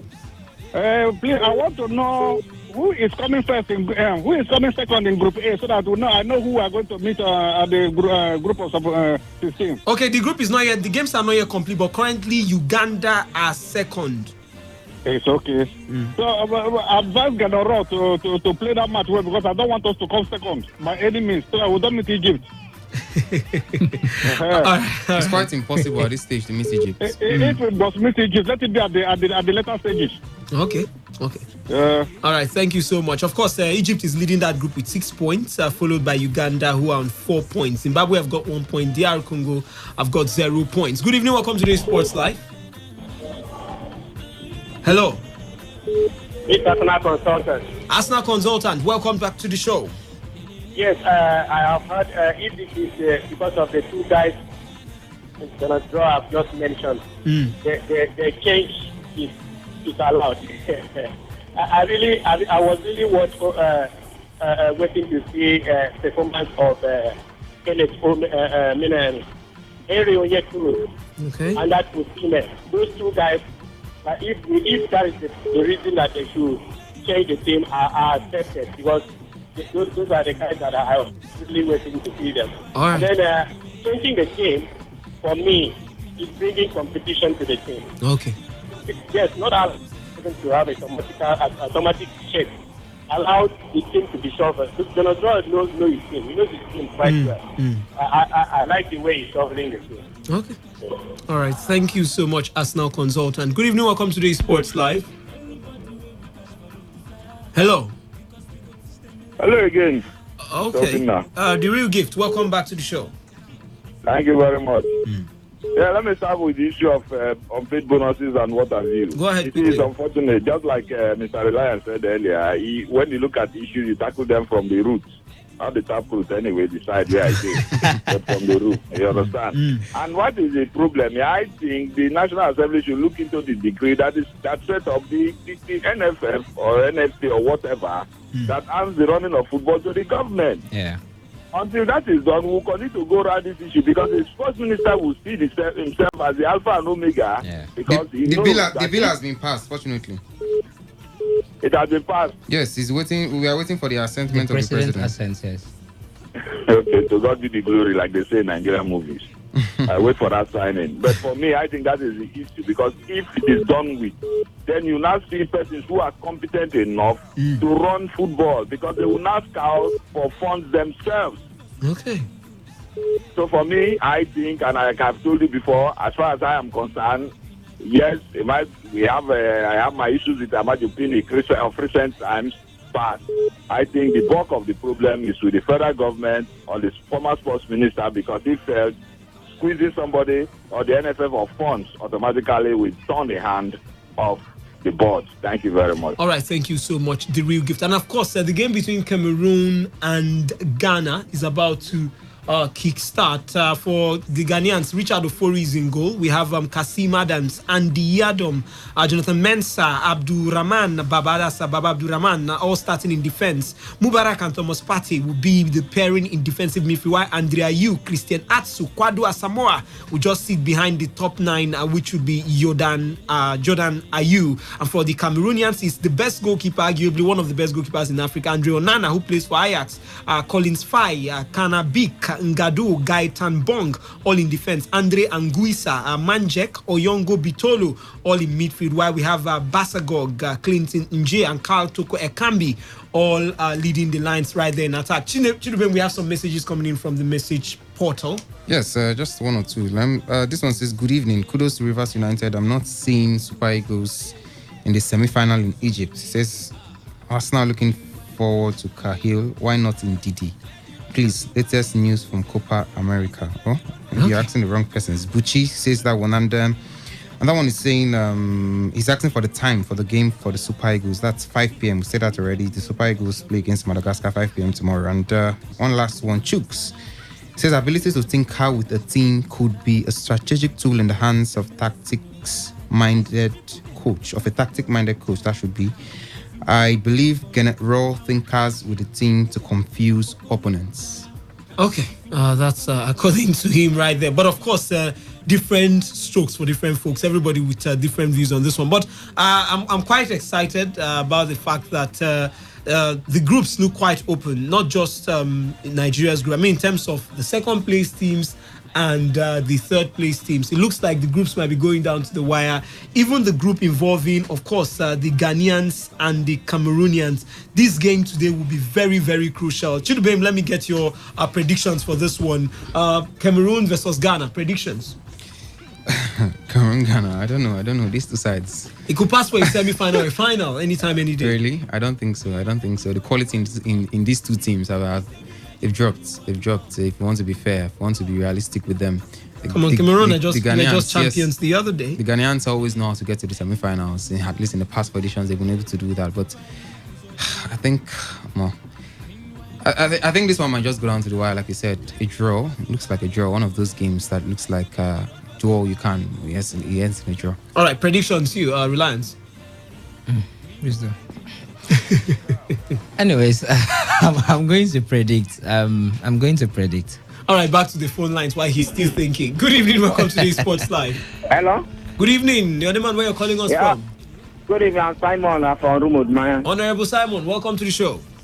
Thank you. I want to talk about our dear Super Eagles of Nigeria. Go ahead. The best team in the world. See, General, our coach, he might not be the best coach in the world, but he is not the worst coach, just as Obina is rating him. I might not say that General knows everything, but let me just remind us one thing. Because sometimes we don't even know where we are coming from. Before General took the the job of Nigeria Super Eagles, where we are. We are either 14th in Africa, ranking in Africa. And the general, of course, and they played the whole qualifier. And that time, Cameroon won the African Nations Cup. Algeria, they were the best team, the best ranked team in Africa. And we and all of us, we are in the same group towards a World Cup, Russia 2018. And we did not only win them, but we attract these two people. And if not anything, we give him more respect, you know. And the government, maybe he doesn't know his team. When you are blessed with talent, that is how it should always be. Go to a team like Manchester City. He cannot tell me that the other is playing all his matches with one set of players, especially the attacking line. Yeah. Sometimes it depends the opponent that he want to play. You know, it's just like if General want to play 3-5-2, he might not see person like Chukwu starting the game. He will see somebody that has strength that will play that wing back, person like maybe Samuel Kale have tried it before, or this boy that played the last match. So it depends the formation that you want to play and the team that you want to play. And it's even a blessing to Nigeria so that the opponent might not even know what we will throw in at the end of for the game. It's a blessing. We are blessed with talent. Or you see the defender might still be the same people and the midfielder. But the attackers, it can change the attackers. It doesn't mean anything. It doesn't mean that the coach. Even after I can call at least 8 people that I'm sure that he must start in any game, maybe from quarterfinal. Yeah. And I can call 8 people, or even 10, or even the entire team. If there is no injury or anything at all. So if you are criticizing the coach, yes, I know that, like myself, I criticize him in game management, but it doesn't mean that he doesn't know what he's doing. That's what I want to say. Thank you. All right, thank you so much, Simon. Good evening. Welcome to the Sports Live. Good evening. Good evening. Your name and where you're calling us from? This is Dr. Oko from Port Harcourt. Dr. Oko, welcome to the show. Yeah, I was listening to Obina's analysis and his criticism about Genetrol, and I was like, what? In fact, at a point, I get bored. I have to switch off. All right, leave Obina. Just go ahead with your own point. The way he was talking about this man, I don't think he understands the game of football. Honorable. Good evening, welcome to the Sports Live. Okay, I think everyone just have their opinions concerning issues. It doesn't mean you have to criticize the person. You could have your opinion. It's okay. I mean, everyone with their different views. If all the coaches were seeing the same things, then everybody will be playing the same style. Everyone have their different views of the game. Your view could actually be different from his. It doesn't mean you can call him names and all that. I just let him have his own point of view. Then you can come in with your own point of view. Good evening, welcome to the Sports Live. Hello. Hello, good evening. Your name and where you're calling us from? Okay, my name is Victor. I'm calling from Startup. All right, Victor, quickly. Okay, my whole point about Venezuela and seeing that we have talented players who are making names in European big teams. So you will be a little confused when you are replacing kind of players and playing this kind of tournament. Like some of them, they have to see in that team, except our who were 60% of not starting in it. So all these attackers, Amedusa, the two strikers we have, all of them, they have the space. So in a game like Madagascar, he has everywhere to even give the other players a chance at least to make names for themselves. Then after the good stage, then we can see about it. All right, thank you so much for your thoughts. Good evening, welcome to the Sports Live. Hello. Good evening, your name and where you're calling us from? Raphael, calling from Ramadan. Raphael, welcome to the show.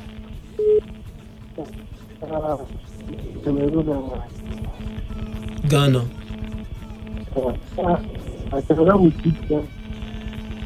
Okay, by what score line? 2-1. Okay, 2-1, okay. All right, okay, just making the predictions. Children, we have messages coming through. Yes, someone's asking for the score between Bendel Insurance and that one goalless. It did ended goalless and they didn't win it. They lost on penalties. And for the semi-final fixtures for the ITO Cup, I think we skipped that. Rivers United will be facing Niger Tornadoes in the semi-finals, while Kano Pillars will come up against the Calabar Rovers, the boys from Cross River. I hope it's not going to be one-sided. But, of course, let's move to the transfer stories making the rounds concerning Nigerian players. Just two we have today. Concrete ones, I tell you. Galatasaray have announced the signing officially of Nigeria under-20 and Eyimba defender Valentine Ozonwafo on a 4-year deal. Ozonwafo was one of 3 new signings alongside Ryan Babel and Adam Buyuk revealed by the Lions on Friday. That's yesterday. Galatasaray agreed to pay Nigeria Professional Football League champions Eyimba the sum of £300,000 in a deal that will keep the 20-year-old at the Talk Telecom Stadium until 2023. Good players can emerge from the MPFL. Okay, good evening. Welcome to today's Sports Live. All right, we lost that one. Just keep your calls coming through. 0817 0000951, 0810951091. While we can also tell you that Chelsea are willing to bulge over the transfer fee for Nigeria defender Kenneth Omeruo amid strong interest from Spanish club Leganes. Omeruo, 25, linked up with Chelsea from Belgian side Standard Liège in January 2012, but is yet to feature in an official game for the Blues. He spent last season on loan at Leganes, where he performed excellently well for Manuel Pellegrino's men. Good evening, welcome to the Sports Live. Hello, good evening, Top Striker.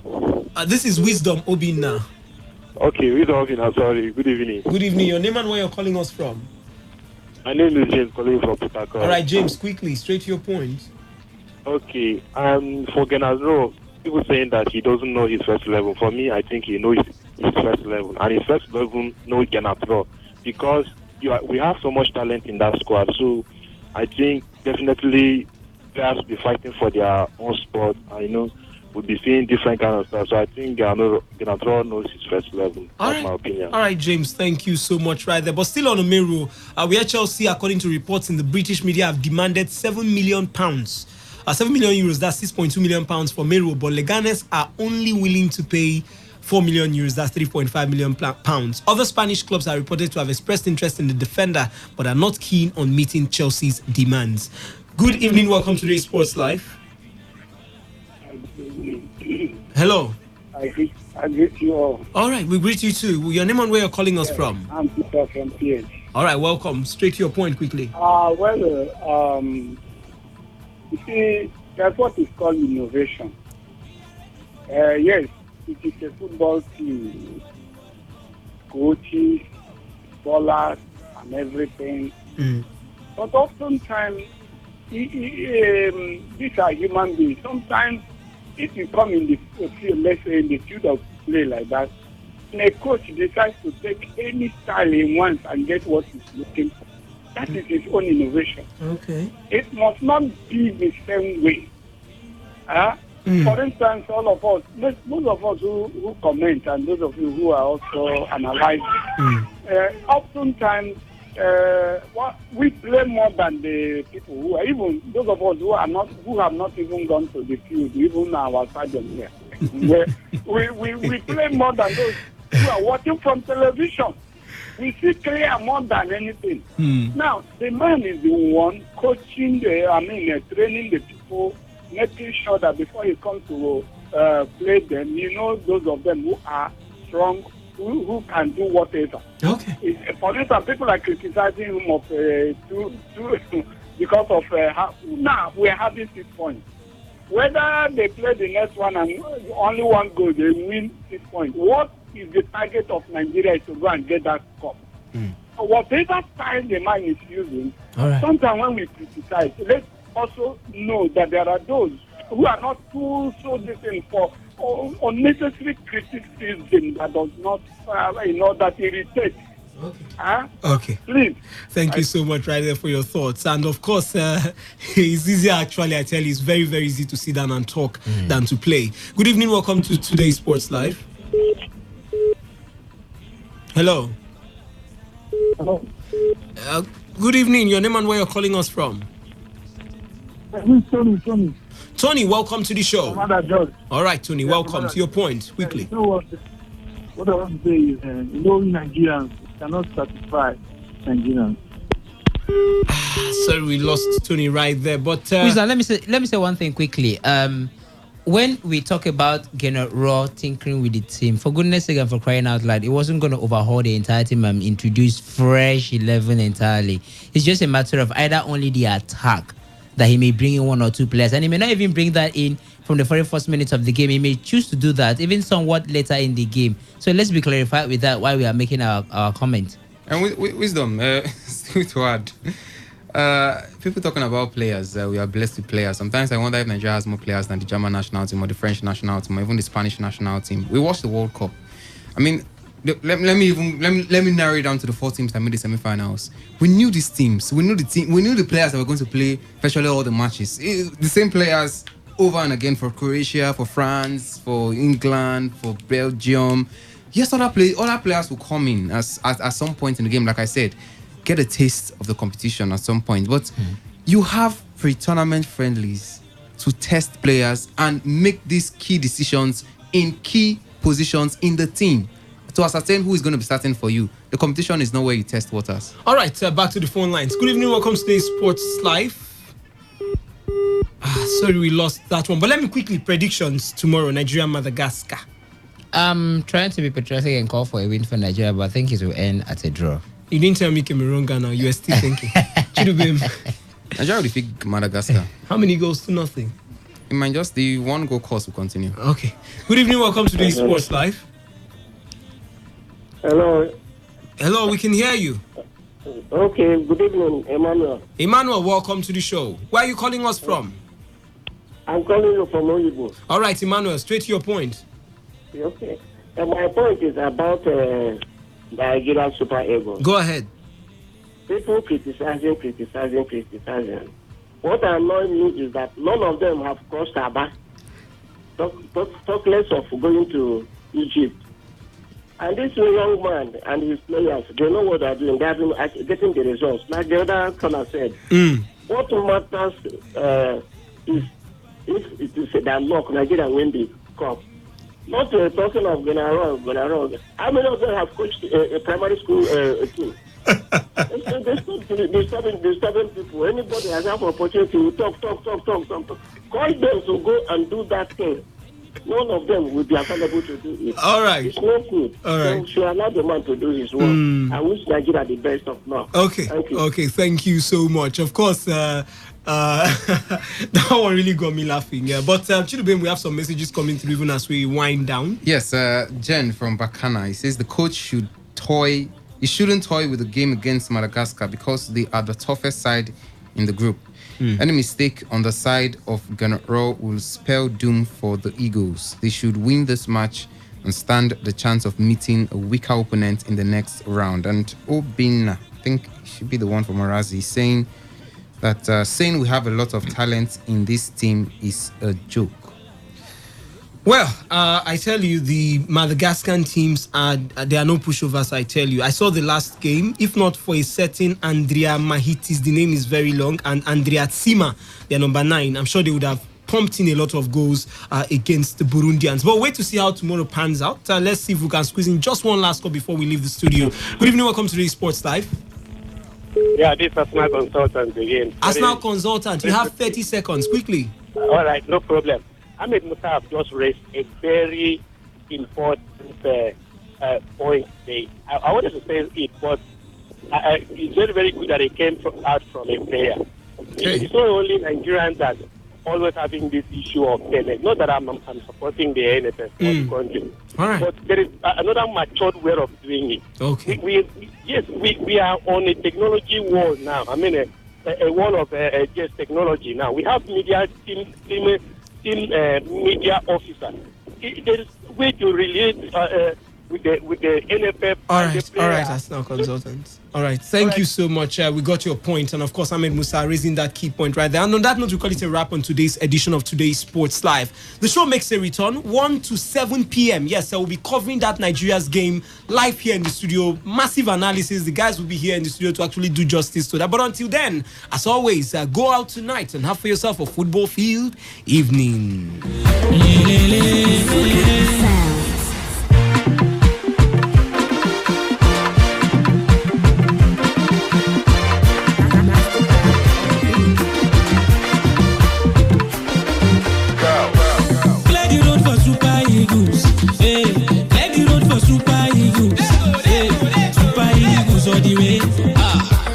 Green, white, green, are the color.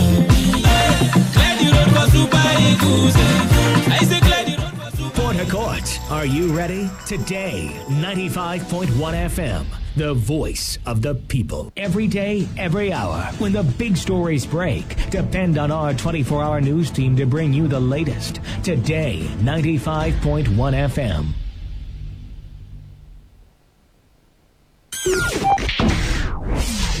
Today, 95.1 FM, Port Harcourt. News update.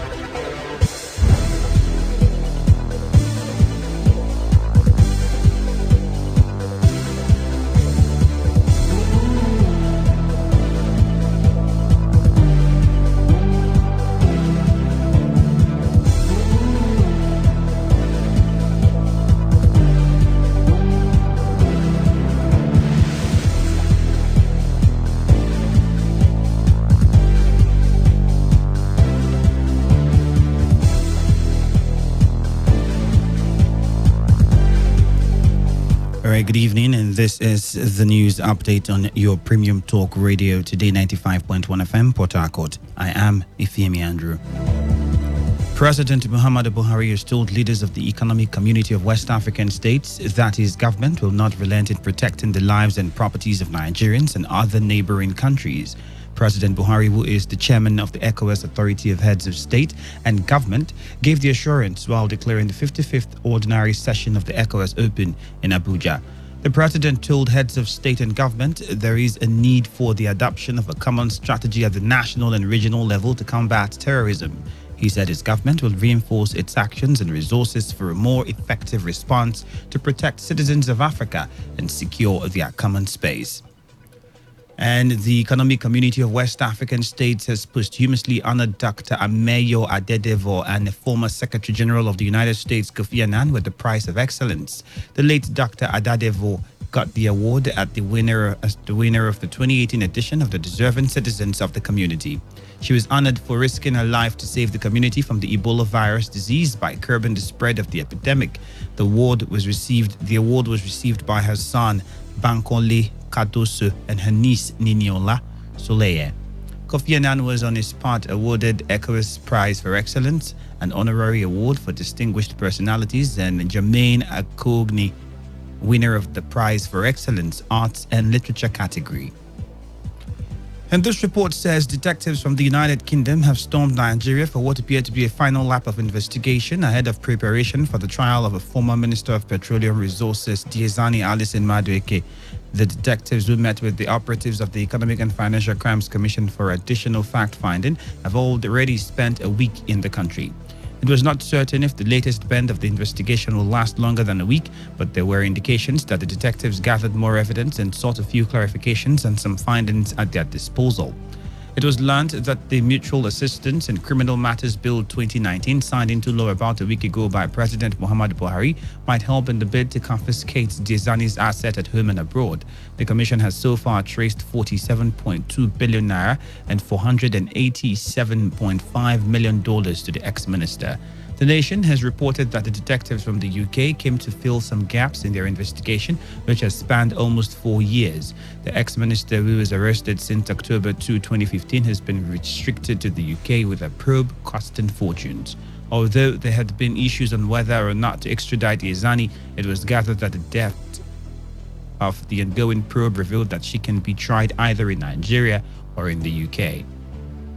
And now the technical committee established to work on the consequential adjustment arising from the 30,000 naira new minimum wage has again failed to reach an agreement after the representatives of the federal government and Labour rejected the proposed percentage increases. This came despite President Muhammadu Buhari's promise that the federal government was committed to the implementation of the new minimum wage while asking state governments to do the same. The last meeting of the committee ended in a deadlock after government representatives told the committee that whatever adjustment arrived at must be in line with the 168 billion naira provided for the adjustment in the 2019 budget. A source said while Labour proposed 30% salary increase for officers on levels 7 to 14, the federal government wanted 9.5% salary increase for them. The source added that while Labour also proposed a 25% additional increase for officers on grade levels 15 to 17, the federal government was only ready to